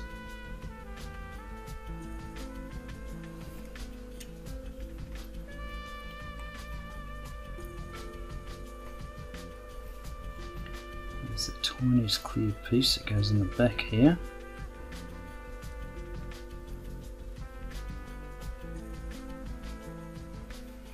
Alright, so let's turn this on. Yeah, it's going to be a bit hit and miss. Yeah, so slide in. Which way? Which way indeed?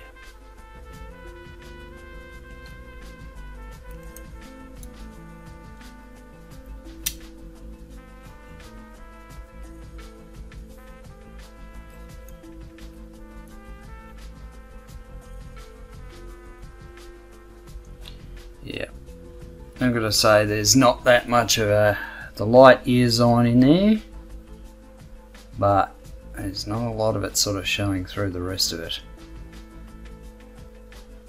There's sort of no light there. Oh, I think it's died. There we go. Ah, okay, so now we're getting a little bit of green come through there. Just the tiniest bit through the eyes, but just see the green in there. I don't know, the effect's not really that flash, to be perfectly honest. I think that's going to need some real lighting. Oh, yeah, that's really hit and miss. Sometimes it lights up really bright, other times it doesn't. Yeah.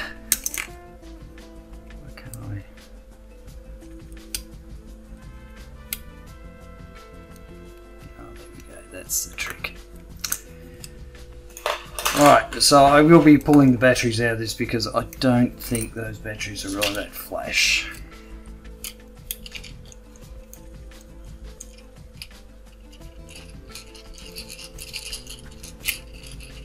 And I think when I come to actually painting it, I think I'd like to put some a few more individual LEDs in there. Yeah, especially on the side of the head, because I think this LED unit probably doesn't really cut it. And I think I found the problem. These batteries are all caked up. That'll be why. So I should have checked that before I put them in, but there's actually calcification that sort of happened, or corrosion, or whatever's actually happened on the back of them. So I'll be chucking those batteries out, I think. Alright, let's button this thing back up.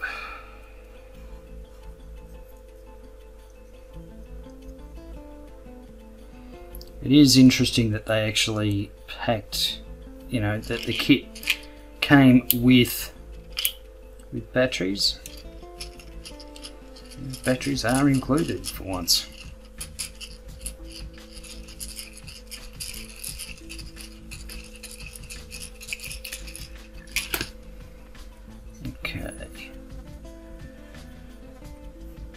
sure I get this around the right way.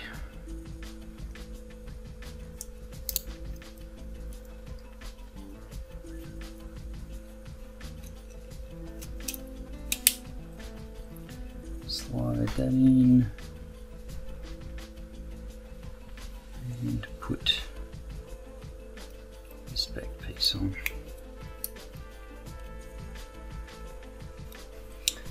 Alright, so I'm assuming there'll be light that's supposed to come out the back there. Now we get to actually put his head on. There we go.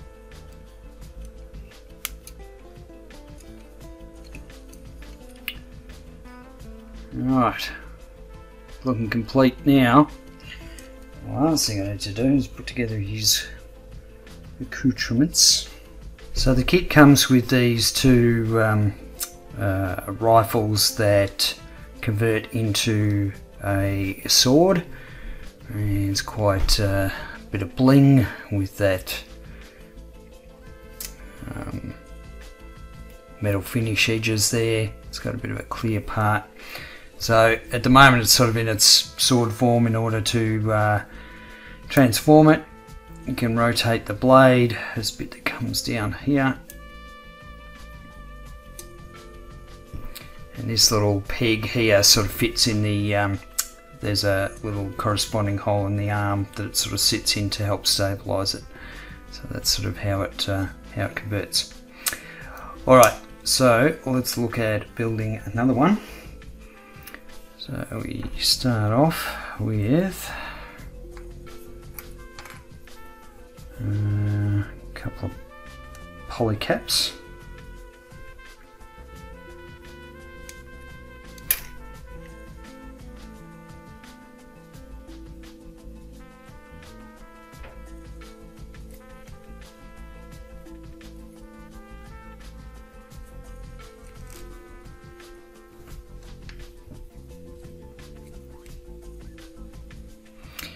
And these polycaps, of course, are in place to assist with the transformation of the weapon.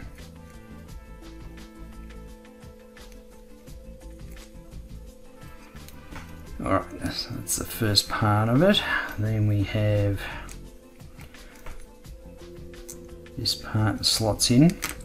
And we have sort of a sub-assembly which involves the clear part being sandwiched into these grey parts.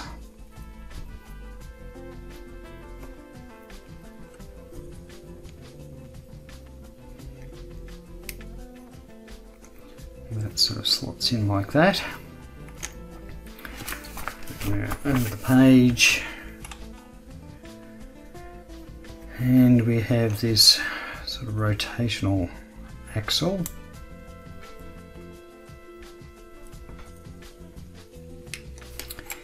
We have the other half that also has an additional polycap.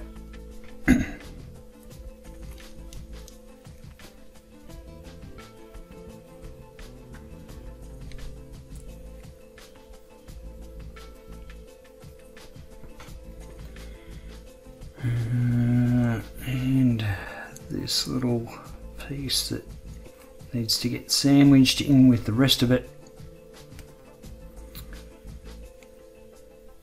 Okay, so now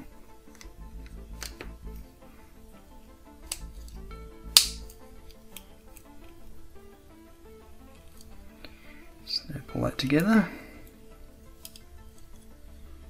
and we are good to go.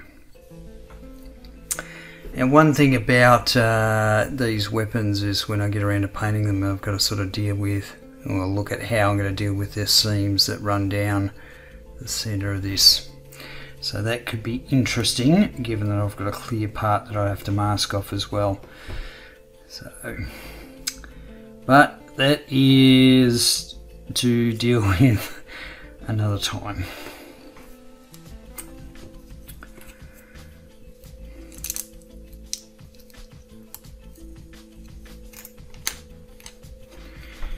Okay, this clips under here, and this pit helps keep it in place so it doesn't slip out. Fold both of those down, and then we start with this one. This side, there's the little clip that helps hold it in place on his arm. And then we sandwich this piece on.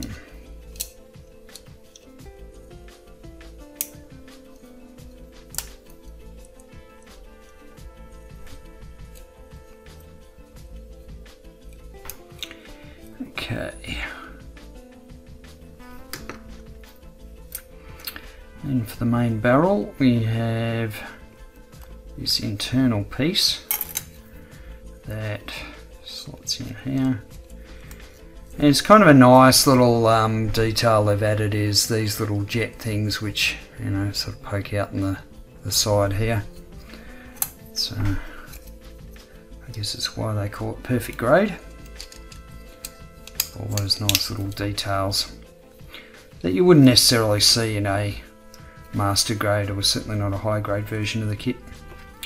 Okay, we sandwich those together, and then we take the bits of bling and throw them down the side. And I've got to say, I am not a fan of metal finish parts on Gundam models. Ooh, looks like that one's been bent. It's had a little bit of damage. Let's see if I can just straighten it out a little bit.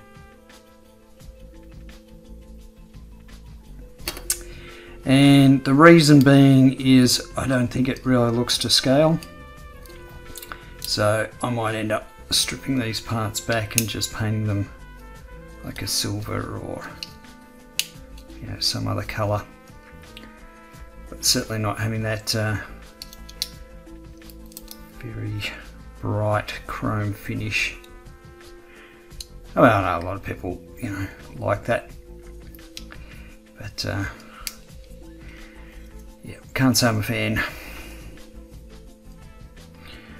Alright, so that's all sandwiched in there, and then that goes on there. Then we have our second weapon. Okay, onto the shields. There's two of these, and they sort of join together. And once I finish building the other one, I'll show you sort of all how the weapons interact with each other, and also the effects parts. So first of all, we start off with this frame piece that has a little latch that goes in the top, which is used for joining the two shields together, I believe. There is a poly cap that fits into this track, so you want to make sure you've got it around the right way. And then this piece sandwiches it all in together.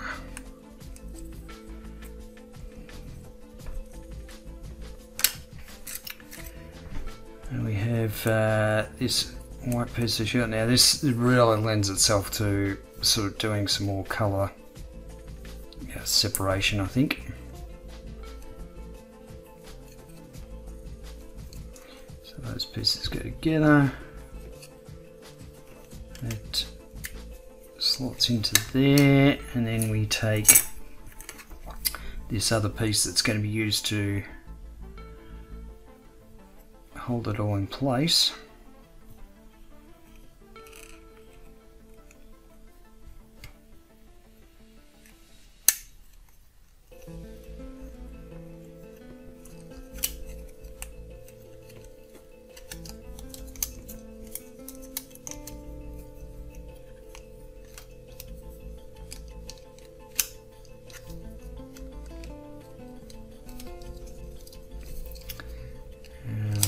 So that slides up and down.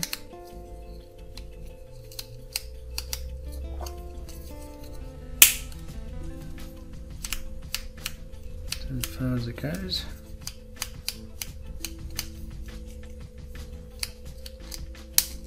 And there we go.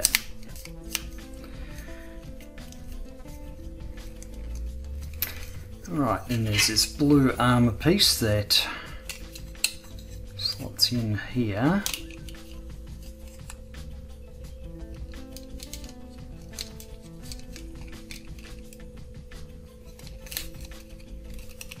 There we go. And then finally there's this piece on the back of the shield, which I believe is used for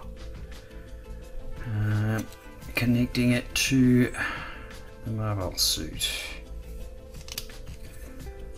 Alright. So we've got a couple of sort of sliding pieces. We've got a few little pieces that fold up. So let's start looking at how these weapons and the shield sort of interact with each other. First I want to start with go back to the sword here and talk about this massive effect part here. So that slides on over the blade there. Just make sure I've got it in the track properly. There we go.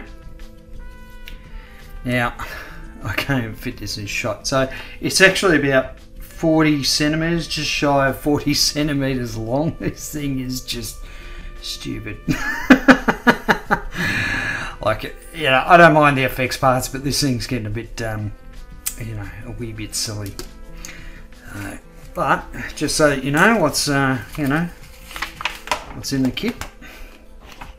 The other thing before I do that is the beam sabers. So the beam sabers, of course, are stored on the back here.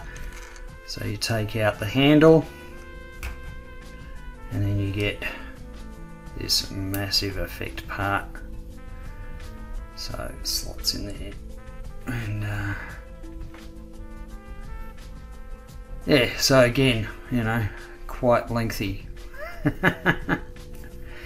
quite lengthy indeed. And then of course the beam handle just slots back on.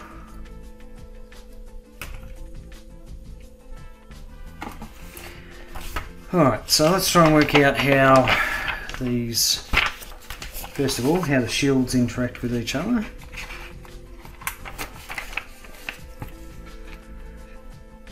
So these little clips here, they sort of lock into place, and of course there's one on the other one as well. And let's see, we need this to slide.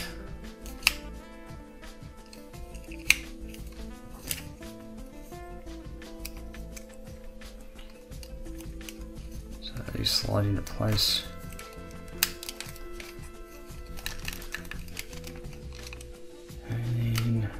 Goes down,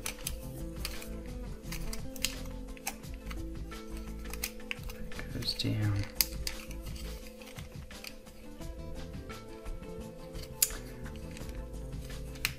This one seems a little bit tight. Not sure what's actually stopping it.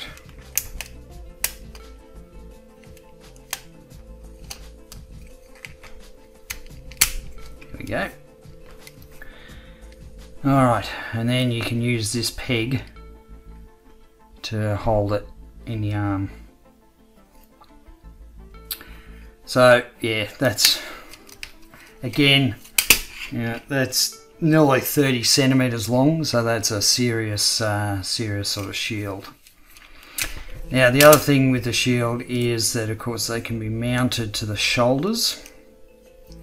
So if I take these back to where they were, these little pegs on the top here, they slide into here. They can hold in place like that. So that's the shields. If we go back to the swords, take this effect part off. Now, not only are these swords massive in themselves, but you can actually join them together to make like a massive spear. So the way this works is somehow they interlock. And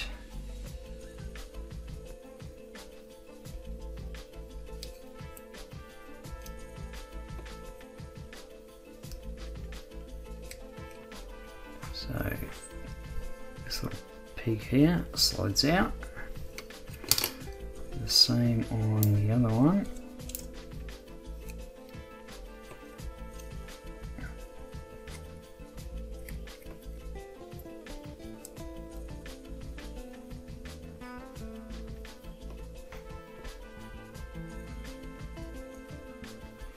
Oh, actually, looks like I need one. Okay, so one of these has to be in place. And so there's this tiny little slot at the top there, and then that matches up with this little part that sticks out. So, which way does this go? It goes something like that. Now, I've got to say, that feels pretty flimsy, that tiny little joint there. Yeah, it seems a little bit flimsy to me, but that makes it nearly 50 centimeters long. You put the effects part on this thing and you're going to be hitting the roof with it. So let's see what we got when we put the effect part on. Oh god, this thing's going to be massive. I can tell you now I won't be posing it with this particular weapon mode, because this thing's massive. Alright, so we're probably looking at about, what's that, about 70 centimeters for this thing. That's just silly. So you got a fair bit of height on it if you want it. And then of course you can split them again and put one in each of his hands. Now I can start to see why some of these joints in this particular kit are ratcheted. Makes a lot of sense given the weight of these weapons. Yeah, it just kind of really makes sense. So as far as mounting these things on his hip, there are these little pegs here, and they mount onto